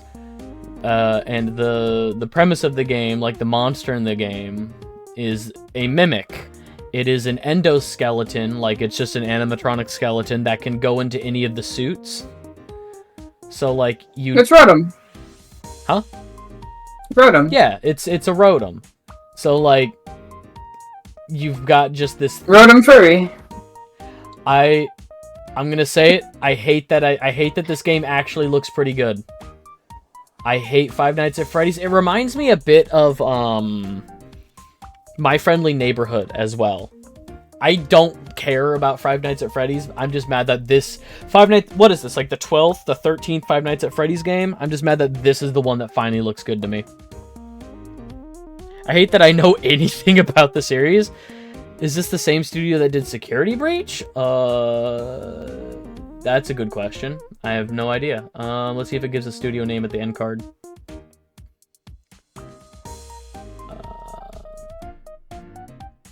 Maybe towards the beginning? PlayStation, Steel Wool Studios. Let's look up Steel Wool Studios. Fuck my whole life, let's go. Wait, who's Steel Wool Studio? Was Security Breach bad? This means nothing. 2 different reactions? This means nothing to me. Who the fuck are Steel Wool Studios? They did Security Breach. Bug-ridden mess at launch. It was jank and honestly kind of bad. Damn. So they did... Oh, they did a bunch of Five Nights at Freddy's games that aren't the usual suspects. Okay. Help Wanted 2, Security Breach, Help Wanted 1, Curse of Dreadbear. That's just fucking Freddy Fazbear. Yeah, no, I'm mad that this one actually looks good. Oh, they have a couple games. Hang on, let me pull their thing back up. I know a lot about Security Breach speedruns in particular are fun to watch. Help Wanted or VR games, I don't know what Dreadbear was. So other things they did something called Battle for the Oasis, which looks like a Ready Player One video game. Fun. View all games. So they did a Ready Player One video game. They have a game called Quar, Battle for Gate 18, Fly Hunter Origins, Mars Odyssey, Bounce. They've done some other things. Looks like they're primarily a VR studio. Okay. Halloween DLC for one of the VR games. Gotcha. Yeah, so Steel Wool Studios' next venture is that, and I'm sure it'll have a great speedrunning scene, because nothing says you love a video game like playing as little of it as possible. That's what I'm saying. Speaking of speedrunning, that's a good Segu. A good Segu? Yes. To what? The next thing. What? If you want to keep things cohesive, Twitch is killing speedrunning. Yeah, I don't have a thing open for that. I only have the YouTube video open by the Rixer, but yeah, I got the email that, like, oh yeah, they're not storing highlights anymore. Yeah, Twitch is greatly diminishing the amount of, things that an individual Twitch channel can store. It's like, what, 5 hours or something? 10 hours is like the max you can keep. To be fair, people, myself included, would kind of abuse it and would just highlight every stream so that it would stay on Twitch permanently. Instead of, like, get deleted in a month or 3 weeks or whatever it was. I mean, which is kind of bad for speedrunners that have either left this world, left speedrunning, left content creation. Yeah, that was primarily the thing. Like, and also for people like you who used Twitch as your catalog. Like, if there's anything you want to save, back it up now. Like, part of me wants to save the Dead Space stuff so that I can reference it, because I talk about it a lot whenever I talk about Dead Space and why horror games bad. But there's also somebody who I don't like that I did those with, so okay. I don't know if I want to save them. That's. I mean, as long as clips stay intact, I don't think I care. We'll see. We'll see what happens with clips. There might be a separate thing in the future. I mean, everybody who cares does export their stuff directly to YouTube, and they have tools to do that anyway, so I feel like it's not really that big of a deal, because I know they are trying to cut costs, because literally everything Twitch does loses some money. If you're watching this stream for free, if you're watching any stream for free, you cost Twitch money, right? Yep. So it's, you know, it's not good, and if we enjoy this platform as much as we gripe and moan about all of the money things and stuff like that, we do have to kind of put up with it, because otherwise we won't have a platform anymore.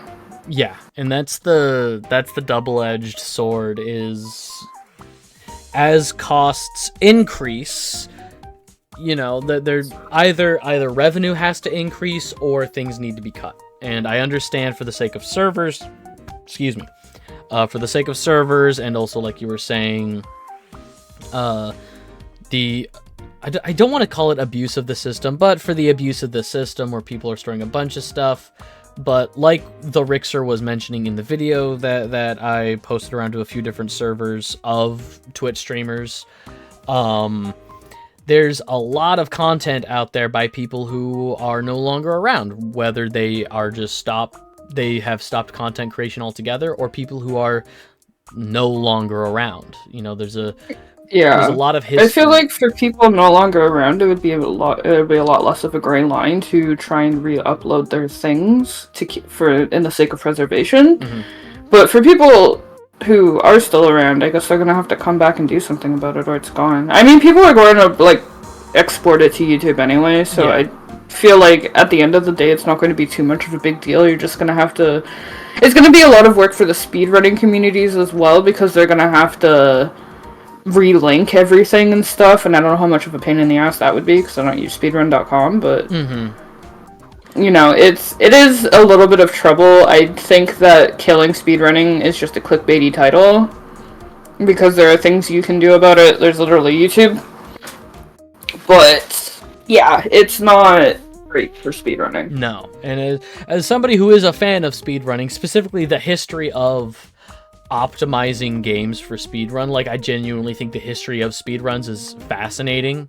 Like, how a game can be run for, 4 or 5 years, and then in year 6, people discover, hey, this movement thing interacts with the environment in a weird way, or this series of button inputs creates a third jump, You can triple jump now to get up past barriers.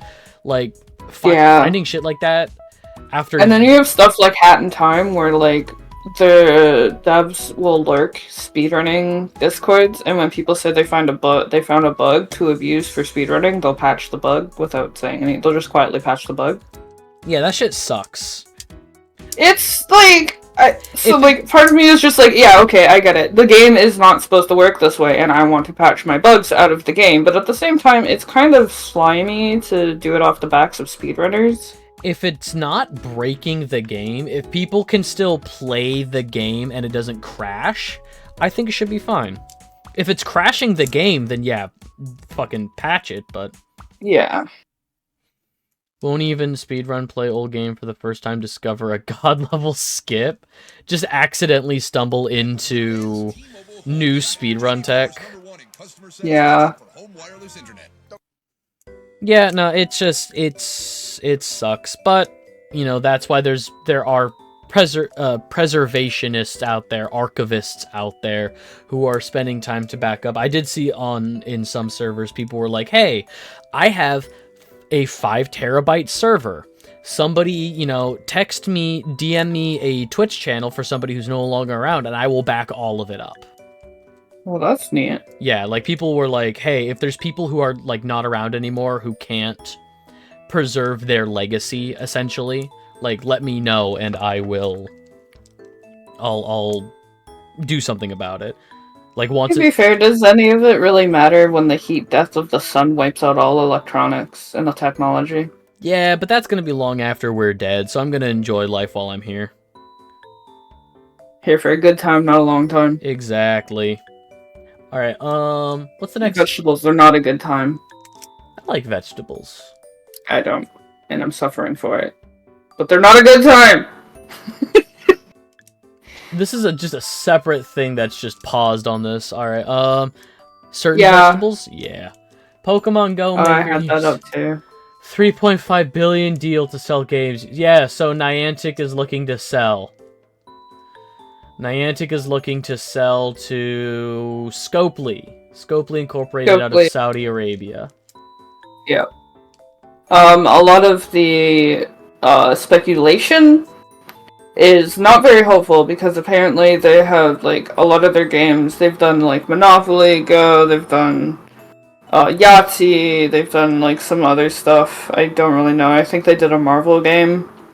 But a lot of it is, like, pop-up ads, pay to unlock this, so people are speculating, oh, you're gonna have to, once you complete a raid with the raid pass that you paid for, you're gonna have to pay to encounter the Pokemon, you're gonna have to, like, pay to throw an Ultra Ball, like, obviously all, like, stupid speculation, but, like, considering how much money Niantic made off of the backs of people playing for free and just walking around the world for their AR technology and their geomapping for AI and shit, it's really not looking good, because they're already scummy enough to charge all of this money. Like, if Kung Fu has 2 evolutions, if you want the second evolution right now, I think it ends tomorrow, but you have to buy a ticket, or you only get 1 Kung Fu.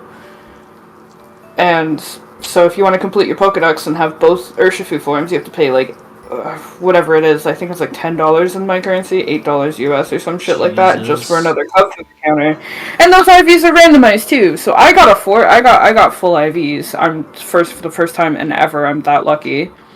But, like, I have friends who got, like, 2 stars. Blair got a pretty decent one. So you can get, like, 2 literal shit bottom of the barrel Urshifu, or I guess Kung Fu, whatever. Yeah. So a lot of people are really worried that like there's already a lot of over monetization. Plus, in the months leading up to it, they have jam packed every weekend and every week with all of these fucking events. So like last weekend there was Fuecoco Shiny Day, which was like 3 hours of the day, plus the entire weekend was Gigantamax battles with the Kanto starters. And then next weekend, this weekend coming up, is Dynamax Raikou all week. Plus, on Sunday, they're having this Catch Mastery event where you do events and you can try and get Shiny Archon. And it's like all of this stuff is compiling, and they're trying to like push out all of these events and all of these tickets to make money to look good so that Scopely buys it. Oh. Yeah. So it's very tiring. I'm touching a lot of... I guess the grass is coming back. It's like 11 degrees right now. But yeah, a lot of the it's like one of those. So it's like you want to keep up and get the shiny this or this and that, and like on a game that runs on FOMO, having a company that's going to want to monetize it more to make their shit back and it already has scummy practices, is just gonna suck. Alright, sorry, I just had to Google what 11 degrees Celsius was in Freedom units. Oh yeah. It is currently 8 degrees Celsius where I am. Oh, that's not bad. Spring is coming. Spring I'm is ready coming. to sweat my ass off. Hopefully sweat the rest of my fat off. Oh, that's what I was gonna do there. I was gonna set up my mat and do squats and sit-ups. I'll do that after. Alright. Do you want to move on then? Sorry, I said everything I wanted to say. Oh yeah, wait, there was one more thing. I forgot. I'll mention it when it comes back up. Alright. Move on, don't wait for me to remember. Microsoft CEO comments on future Xbox games using generative AI. So the long and the short of this is that Xbox is looking to use generative AI to make a catalog of bullshit AI games to sell you. They said we're gonna have a catalog of games made by people and a catalog of games made by generative AI. And barf vomit, shitting myself. At first glance, I don't think that's a bad thing, because now you know what's made with what's like AI slop and what's actually made by people. If they do divide it into two categories, sure, we can avoid it. We could let Xbox know we don't care by avoiding it. Wasn't already using AI to produce generic games? No, those are made by people who care, under the supervision of people who are scared. People who are like, oh, we don't want to do anything new and different, because what if it does bad? We're just going to do the same thing over and over again that's doing bad. Because at least we know it'll do bad. We can temper our expectations. And then we have an excuse to fire people. Yeah. There's another... hang on. Oh, is there one here? Microsoft CEO Satya Nadella gave his thoughts on generative AI in gaming, suggesting Xbox will be experimenting. Nadella expressed his optimism that Xbox will have a catalog of games, both using and generated with AI model Muse. AI in gaming has been a controversial topic for many fans, blah, blah, blah. Again, if they just have a separate catalog that says, hey, these are games made with AI, or like, if you can go into your settings or like the search filter and say, I want action games, I want puzzle games. If you can say exclude AI games, then yeah, that would be, again, it sucks that they're doing this, but at the very least we can let them know we hate this by not interacting with this. Yeah, it's all gonna be like hentai puzzle games anyway. We can only hope. New Airborne. 7 immune-supporting nutrients. Our most Here's the complete cat. support yet. New chips. That's because this is not real hentai. You don't actually see a penis at all. Like, why are you calling it hentai if it's not hentai? To be fair, hentai does mean perverted, and ecchi would be more in line with the act of coitus, but... Coitus? I don't know why I chose that word. However, in terms of like an English genre for things, there is no penis in those games. I only know this because I watched this one video where it's just like playing shovelware on Switch, so you don't have to, and it was like going through a bunch of like these like hentai puzzle games, and like there was no nipples, there was no penis, there was no vagoos. Vagoose. Isn't that Nothing. isn't It's that not even hentai? isn't that what Gumi evolves into? Vagoo? Something like that. I love The the, stuff that comes out of a vagoo, maybe. I love the word coitus. It's so funny. Yeah, no. Like it's a funny word to use. All right. Hey, Fornication also sounds like it's supposed to have to do with pooping, I'm gonna but need it's not. Kitty, I'm gonna need you to move. I'm gonna need you. No, I'm gonna need it's you. a cat show now. He's got claws in me. Hang on. Okay, I can do this. Can do this. Okay. Yeah, so this is gross and bad. The kitty's the real star. Mwah. Pokemon Company reaches settlement with copycat developer. No, not that one. A different one. So, I have been mad for months about the Pokemon Company suing Pocket Pal. The Pocket Pair? Pocket Pal. Pocket Pair. Pocket Pair. The developers of Pal World. I'm not a Pal World fan. However, just on the principle of copywriting game mechanics is bad. I don't think game mechanics should be copywritten because that diminishes advancements in the space. It diminishes competition in the space, and you get things like Pokemon, which are becoming lazy and they are resting on their laurels because they can just say, we're Pokemon, we don't care. And so they're trying to get rid of all competition, and they're copywriting some of the dumbest shit. But the fact that Pal World came out, they then copyrighted a bunch of mechanics and then retroactively sued Pocket Pair. Like, that's scummy, that's bad, that's awful. Not a fan. I've been talking about that for months. But apparently, there was a different Pokemon clone out there that is Pocket Monster Remake. This is on the App Store. Android. It's Pokemon from Temu. Yeah, no. Like, it just straight up uses assets from... Like, it just straight up uses Pokemon. Like, you can say, like, oh, this looks like it takes, like, in Pal World. Oh, this takes elements from certain... This is just grass and Cinderace. Yeah. Like, no, this is just, like, that's just Ash and May. That's just straight up Ash and May. That's just Arceus. That's just, like, cool Ho-Oh art.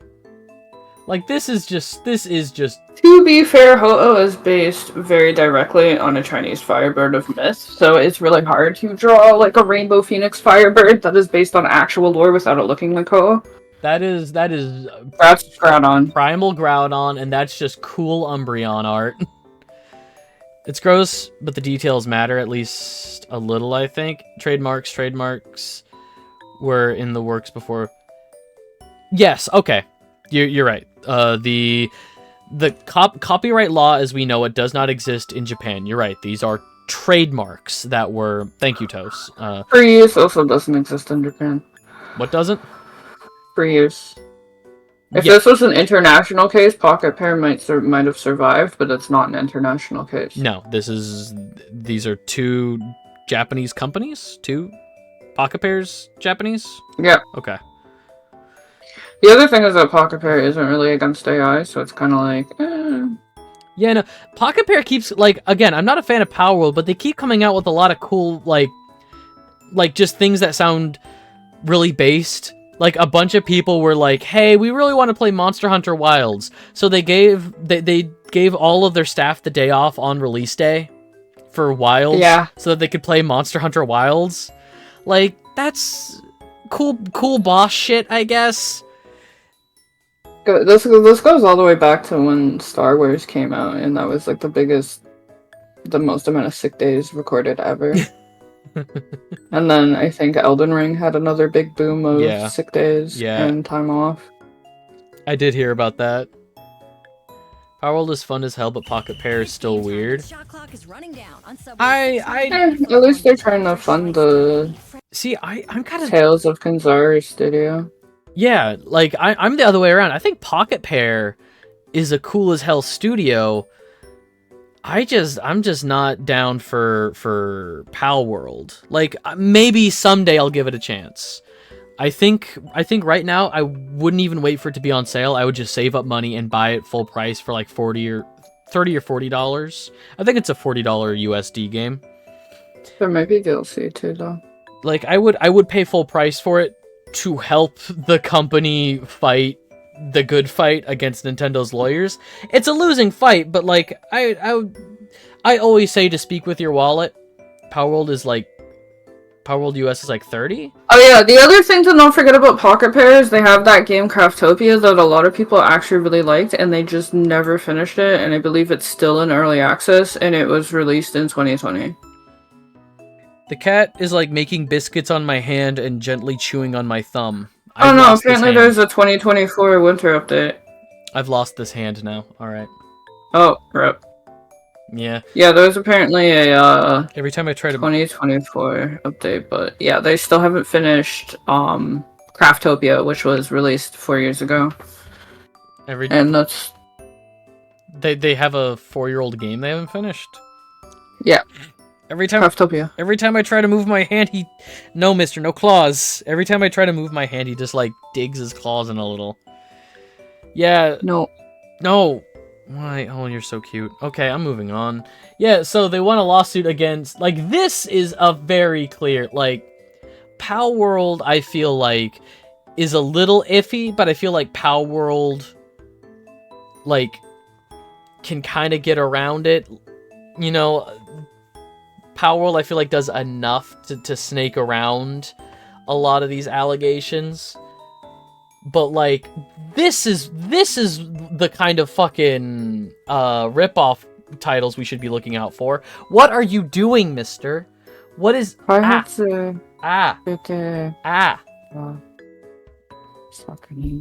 you think he's comfy? Yeah, even the Japanese are not happy with Craftopia. Do you think he's comfy? But he's gonna plant your butt on his butt on your no your butt his butt on your headphones. And there he goes. Okay. You like butt? Are you? All right. I'm gonna. Oh, now he wants out. Now he just wants out.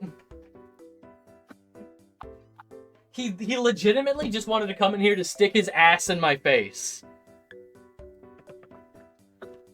Isn't that all anybody ever wants to do? To stick their ass in my face? What did I do? I hope you like butts. That's where the poop comes from! Person? Warner Brothers Games kills Wonder Woman title, shutters 3 studios. Wait. Life or Hometown? Huh? Life or Hometown? For what? Huh? Just pick. Life or Hometown? Yeah. Life. Okay, so you're a boobs guy. Okay. Oh, the Senran Kagura dev is like describes like boobs as life, but ass as hometown. It's the thing. Alright. I mean,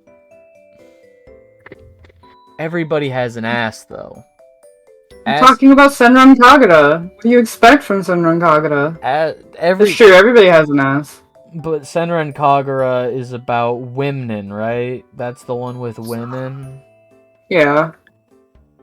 Also, I mean, like, the other thing, too, is, like, you know, like, for women, they have different sizes, but for men, they have different kinds.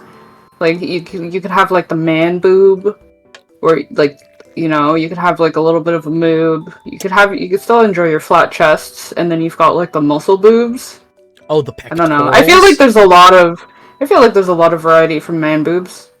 Because there's like Dwayne The Rock Johnson, who has like full pectoral man titties, like big muscular ones, and then there's like yeah, and then if you're like I'm not gonna say that. If you like, you know, more voluptuous men, then you've still got, you know, some jiggly boobies There- to play with. Yeah, and there's like, well, And then you've got like, if you got the skinny type, well then that just means you like flat chests. well, there's also like the not like, there's the bodybuilder like full pectoral titty, but then there's like, you know how swimmers are like incredibly cut, like they're muscular but they're like wiry. You get like the still sort of flat chest muscular where there's just like that rectangular definition. Yeah, exactly. Like, it's- and then down from there is like the ones who are just bone, and then up from there on the other side is like, you know, different stages of voluptuous. That's what I mean. Man boobs still have a lot of variety. So either way, men or women, you can be life or hometown. I understand. I understand. I didn't recognize your game. I didn't realize your game. Now I'm just thinking about Omni-Man. I'm thinking about a particular image of Omni-Man who the fucking sitting down one, the hot milk one. No. It's Omni-Man just standing there looking incredibly wide, and it's somebody has overlaid a picture of SpongeBob. I think he was like licking something, but so it's like SpongeBob licking Omni-Man's tit. Yeah, see, you get it now. I get it. There's never a dull moment in these news streams. I greatly appreciate that. The fact that we had this, that we were actually seriously discussing this and considering this as well. Of course. It's important. It's important. Omni-Man may have killed thousands of people, but... God. See, Yeah. Season 3 of Invincible has been so fucking good. I think the season finale is this week. God. Invincible. Maybe I'll watch it with my uncle. I need to start watching shows with my uncle again. Everything, at this point... We gotta finish The Boys first, though. Watch The Boys! I'll watch it eventually. Right now I'm catching up on the Harley Quinn show on Max. It's always something. It's always something. It's always something. You've been saying this for a year. Yeah, I know it's always something, and I'll get to it eventually. Like, I just started watching Jellystone on Max. Wow, so you started something else instead of finishing what you've already started. Yeah, well, so, like, Harley Quinn is a show I'm watching with my partner, and then today, just while I was getting stuff set up, I just put on Jellystone to watch. Jellystone is cute. Jellystone is like a kid's show by a very fun, like, cartoon creator, but it's like a shared town of like all the Hanna-Barbera characters, like Yogi Bear and Snagglepuss and Grape Ape. It's fun and cute. Hey, poo-poo. You all have the real conversations that others are afraid to talk about. This is what the woke liberal media won't tell you. Men have tits. Exactly. Harley Quinn is good. Yeah, admittedly, they're a different kind, and they don't end up as naturally soft as female ones. And Senran Kagura, yes, was focused on women. But I raise you the objection that men also have different kinds and sizes and can be enjoyed just as much. I need to rewatch Free for science now. Yes. I need to rewatch Computer, Freeze Frame, Enhance. I feel like the thing for Free for me is that it didn't end up being yaoi, and it was kind of queerbaiting. See, that, Not really, but like... See, that's how I felt about Nana. I got about like 10, 15 episodes into Nana, but you told me that it's not that way. It's not. It is straight, but I do think that the character development is stellar and fantastic. It's got some of the best character development I've ever seen. Nana, you can't tell me they aren't. It's one of those things, like, history will say they were the best of friends. Oh, they were just roommates forever. They were just lifetime roommates, it's fine. Yes, it has a lot of... I guess that does have a lot of sapphic tones, only to end up being, like, straight. But at the same time, they don't... Well, while they are living together and stuff for a long time, they do, like... It is still kind of, like, very obvious and apparent. I feel like it's not really baiting. There's just something there if you want to make the ship. Because, like, you know, Ozaki Nana comes to town to chase after her ex-boyfriend. Mm-hmm. And same with Komatsu Nana.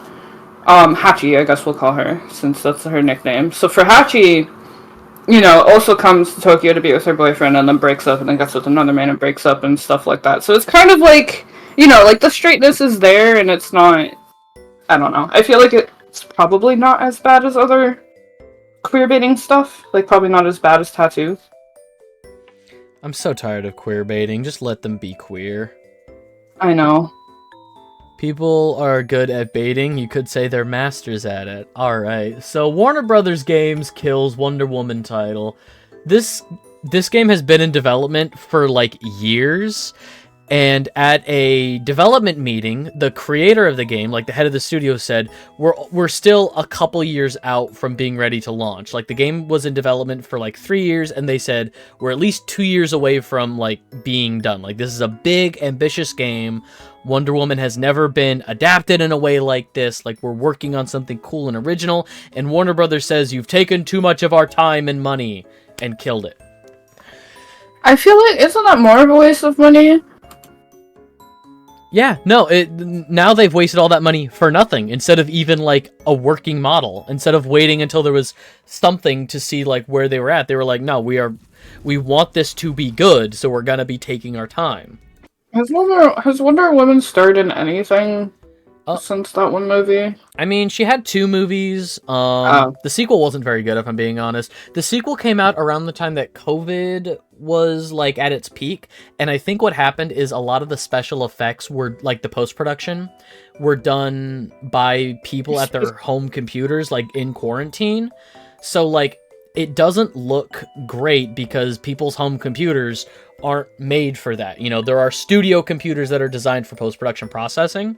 So why didn't they assign them studio computers or, like, ship them to their house? Because that would cost more money! It's fucking bullshit. No, the special effects in 2 look ass. It does have my favorite thing in a movie, though. Pedro Pascal as a single dad. There's nothing I love more than Pedro Pascal as a single father. Whether he's the Mandalorian, whether he's Joel in The Last of Us, whether he's Maxwell Lord in Wonder Woman 1984 was the name of the movie. He gets cast as a single father a lot, and I'm here for it. I am incredibly soft for, like, emotionally vulnerable single dads. I am incredibly soft for them. You're on the prowl. I love me an emotionally vulnerable DILF. Ugh. It's... They don't have to be single anymore, you just have to find them. Pedro Pascal is a plus for any movie. It's like saying, yeah, sandwiches are better with bread. I mean, yeah. Sandwiches are great, but have you considered, How many subs to get you to change your Twitch name to Dilf Hunter for a month? To Dilf Hunter? How many subs? Oh, I mean... Rebrand! Well, I have... So, once this is over and we start getting into, like... Hey, I'm going to be streaming for a long time. The thing where it says the donate 11 subs, I am going to be changing that. Hang on. I will allow. I will be changing the... Oh, I think we clicked that at the same time. I will be changing the donate 11 gift subs things. I'm going to be putting up the other... I'm going to be doing a short-term, like, sub goal, short-term follow That could be the goal. Yeah, that could be the goal. The goal is just... Wait, Well, because, like, if you change your name on Twitch, you can't change it again for, like, months. I know. That's the thing that sucks. Could do all other social media, if they're less of a pain. I mean, I did just set up, like, a TikTok last week. Captain Delphonte. Actually, I don't know if it would let you, considering it just flagged me for saying it. Oh, it could be again...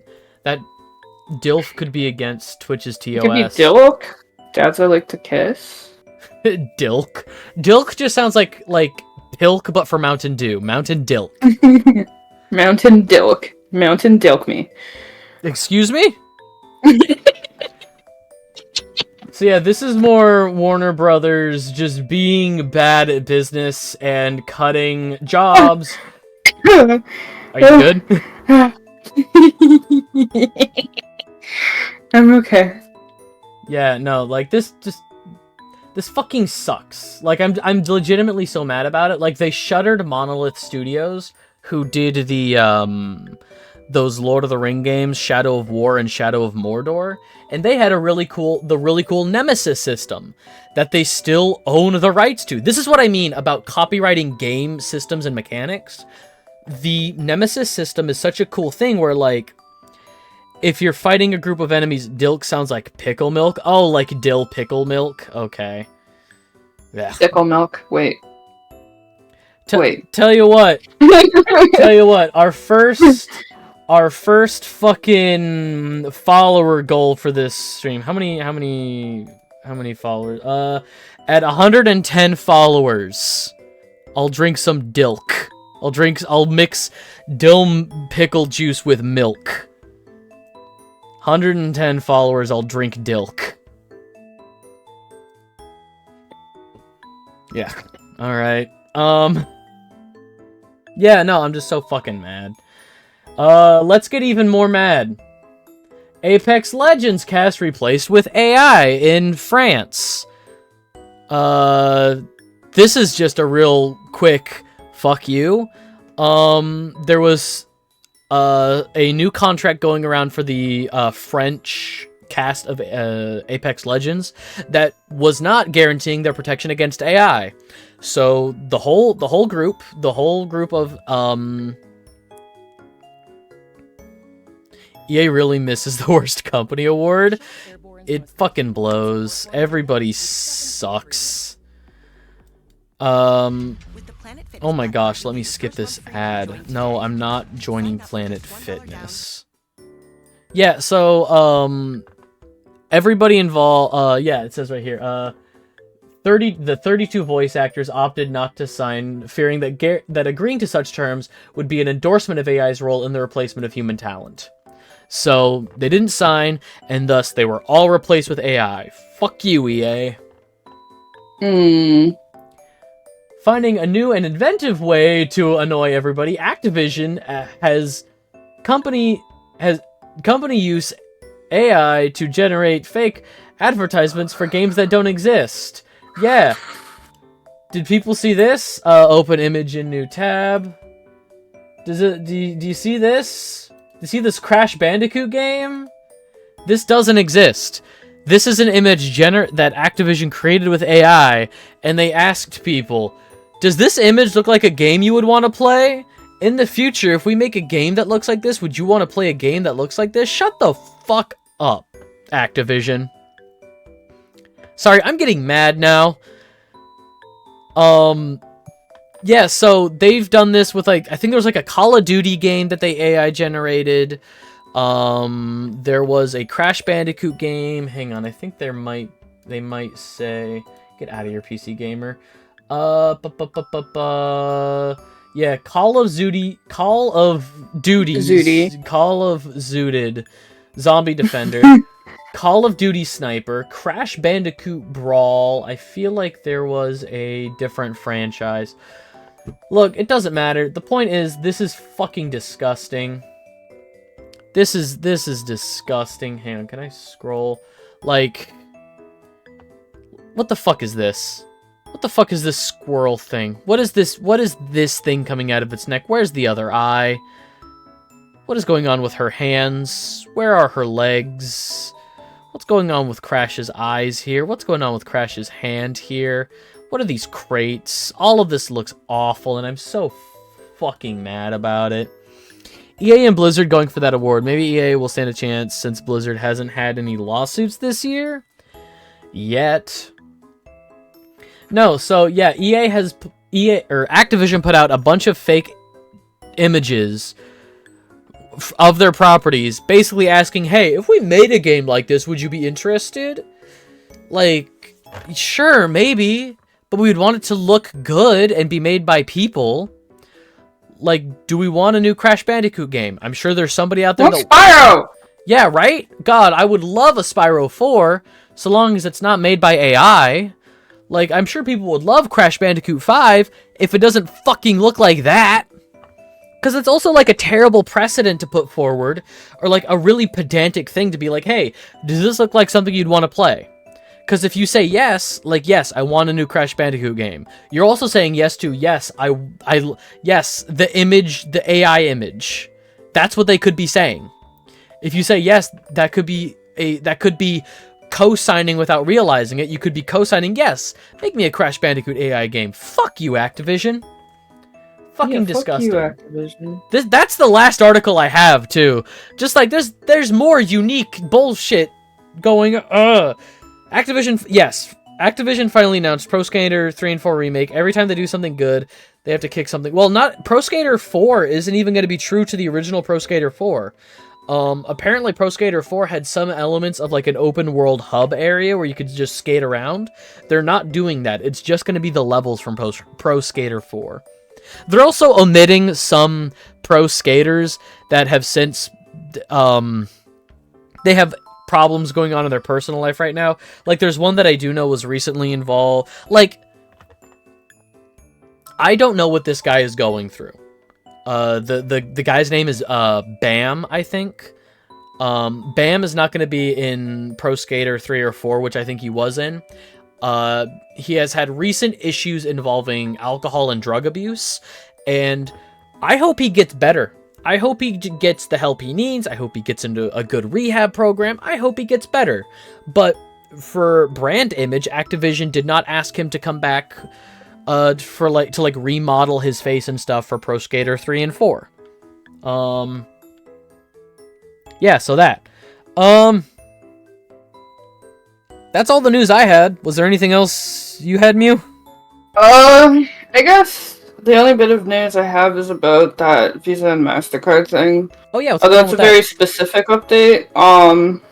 Well, so you can now use Visa and MasterCard on DL site again to buy 18 plus products. However, there are specific things that are hidden based on your location. Which, in my opinion, is perfectly fine, because the majority of that is lolly. Okay. And the last thing I want to do is play Shoujo Ramune. Stuff that way down in the farthest reaches of the internet, and the people who want it will claw their way down there to hell to get it. Yeah, all you need is a VPN. Yeah. But, so, in terms of that, they've, reached a conclusion, but I'm still... while this does currently only really encompass, 18 plus Japanese products, I'm still a little worried about, the power that they have tried to flex with these credit card companies, and that's probably the thing that scares me the most, because, if I can't buy it, I'll just fucking pirate it, right? That's what we did with Nintendo games, because they won't give us access to them, right? So, whatever. That being said, these are usually for visual novels, especially the ones that I usually want to play, which are always low on, H content. They're small indie studios, so I'd prefer not to pirate them, but alas, right? There's not much we can do, and it just, they've shown that, oh yeah, we can exert power over an entire fucking country's, economy. What are they gonna do next, right? Sorry. And a lot of the stuff is seeped in Christian fundamentalism, which we won't really get into. Yeah. But a lot of it comes down to, a lot of the arguments I see on Reddit are just oh yeah, no, it's fine. It's just yeah, no, that's based on high schoolers and they're drawn to look like children. That's that's underage shit. You're coping hard, buddy. Just stop. Just stop, dude. Right? But it does also line up with them attacking, OnlyFans and Pornhub and other shit, which is not my area of expertise, so I'm not going to get into it, but, what else will they do? Especially if the government of which they reside in, the United States government, gets more weird. I don't know. It's just a scary thing to see, is that even though it's just 18 plus, so it arguably doesn't matter, it's just what can they actually do? What can they prevent us from buying and not buying under the name of, oh well, we're just trying to protect this or protect that. Because at the end of the day, even lolly is just a drawing, right? I think Pornhub and OnlyFans make sense. Lolly I disagree with heavily, but it's just a drawing, so I don't know. As long as it stays to drawings, fine, whatever. And then, what else are they gonna do, right? Are they gonna prevent people from buying, I don't know, video games, alcohol, whatever? I don't fucking know. I don't know. It just goes to show, the power this corporation has. Right. It's a scary thing when, again, it's, made spicy rice and chicken... Nice, Blair. Yeah, it's a scary thing when people, when the people who have your money tell you what, and this is something we've talked about before, is, it's scary when the people who have your money can tell you what you can and cannot buy with your money, and it's you give them an inch, they'll take the whole ruler. It comes down to like, it's never just the tip. It's never just the tip. You know, they say, you know, it's like, oh no, we're just blocking this for you know, moral concerns. You know, we don't want people buying this, so we're gonna block you from buying it. Well, you know, that's not your call. Anyone who watches should be put in a registry. Yeah, I mean, in New Zealand and some other places, they do that. They've outlawed, like, lolly content. The thing is it's still, like, kind of a gray line, because, again, 1,000-year-old lollies, right? And, I only have, like, one character as an example, but, like, there is one game that was banned on Steam, despite the age content being cut, for having a younger-looking girl. However, if you actually, like, artistically look at her proportions, she is a petite adult. And, like, a lot of lolicons try to argue, oh, she's just a petite adult. Oh, she's just a petite adult. No. This is the only character I can actively say was a petite adult, because the entire story revolves around people with jobs and apartments paying rent. Like, they're, like, it's a urban fantasy cop show. But yeah, they had the one small girl. So the second game didn't have any route or H scenes involving her. So that one was allowed on Steam, but it's just like, there's not, you don't ever see a school in the whole thing. Not even like something that's called a university campus, so. Right. So like, that's just like one example of like that gray area, and again, I don't defend lolly, but like, since I used to do art, I know the difference between like someone who's drawn to look young and someone who's drawn to actually just be like short. Right. So it's a really gray area, so it's a little hard for like some governments to work that out. I think New Zealand's just taken a hard stance against it. And I also think if it remains animation and it never harms a real human being, fine. Yes. Yeah, I can see that. If it remains, if it remains animation, like basically, if we can coop them up into this fucking 2D genre and they never go outside and hurt a child, then fine. Yes, 100%. Fine, right? You know what I mean? Like that's the only thing. But I always skip fucking lolly routes. I always fucking skip them. All right. Well, I think that's all we had. I'm gonna still be streaming for a bit after this. Mew, are you gonna hang around for a bit, or are you gonna? I think so. I'm really hungry, so I'm gonna cook food, but I'll hang out for a little bit. Cool. Yeah. So I'm gonna end the VOD here for this segment, but we're gonna still be streaming for a bit after this. Put him in a basement, throw a bucket of food occasionally. Yeah. So... Yeah. KFC with the skin taken off. If you're watching this on YouTube, thank you so much for hanging out. If you're watching this live with us now on Twitch, I want to thank everybody for hanging out. Let's do the socials. No, I accidentally hit a button next to it. There we go.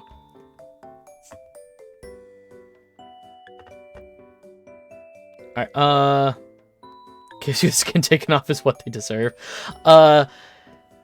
If you want to know when we go live with more of these news streams, be in the Discord server. Find the Discord server. It's the place to be. If I'm live right now, you can get the Discord server from me or a moderator in chat like Mew. If I'm not live right now, it is permalinked in the Twitch bio. All of the... God, it's been like over a week since I've done this. All of the social links are below in the YouTube video description. And they're also right there in the Twitch chat for anybody interested. Yeah, so that's it for the news stream. Be good, be kind, I'll see you in the next one. You forgot that. I was getting to that. Be good, be kind, treat people the way you want to be treated. That's it. And we'll see you in the next one.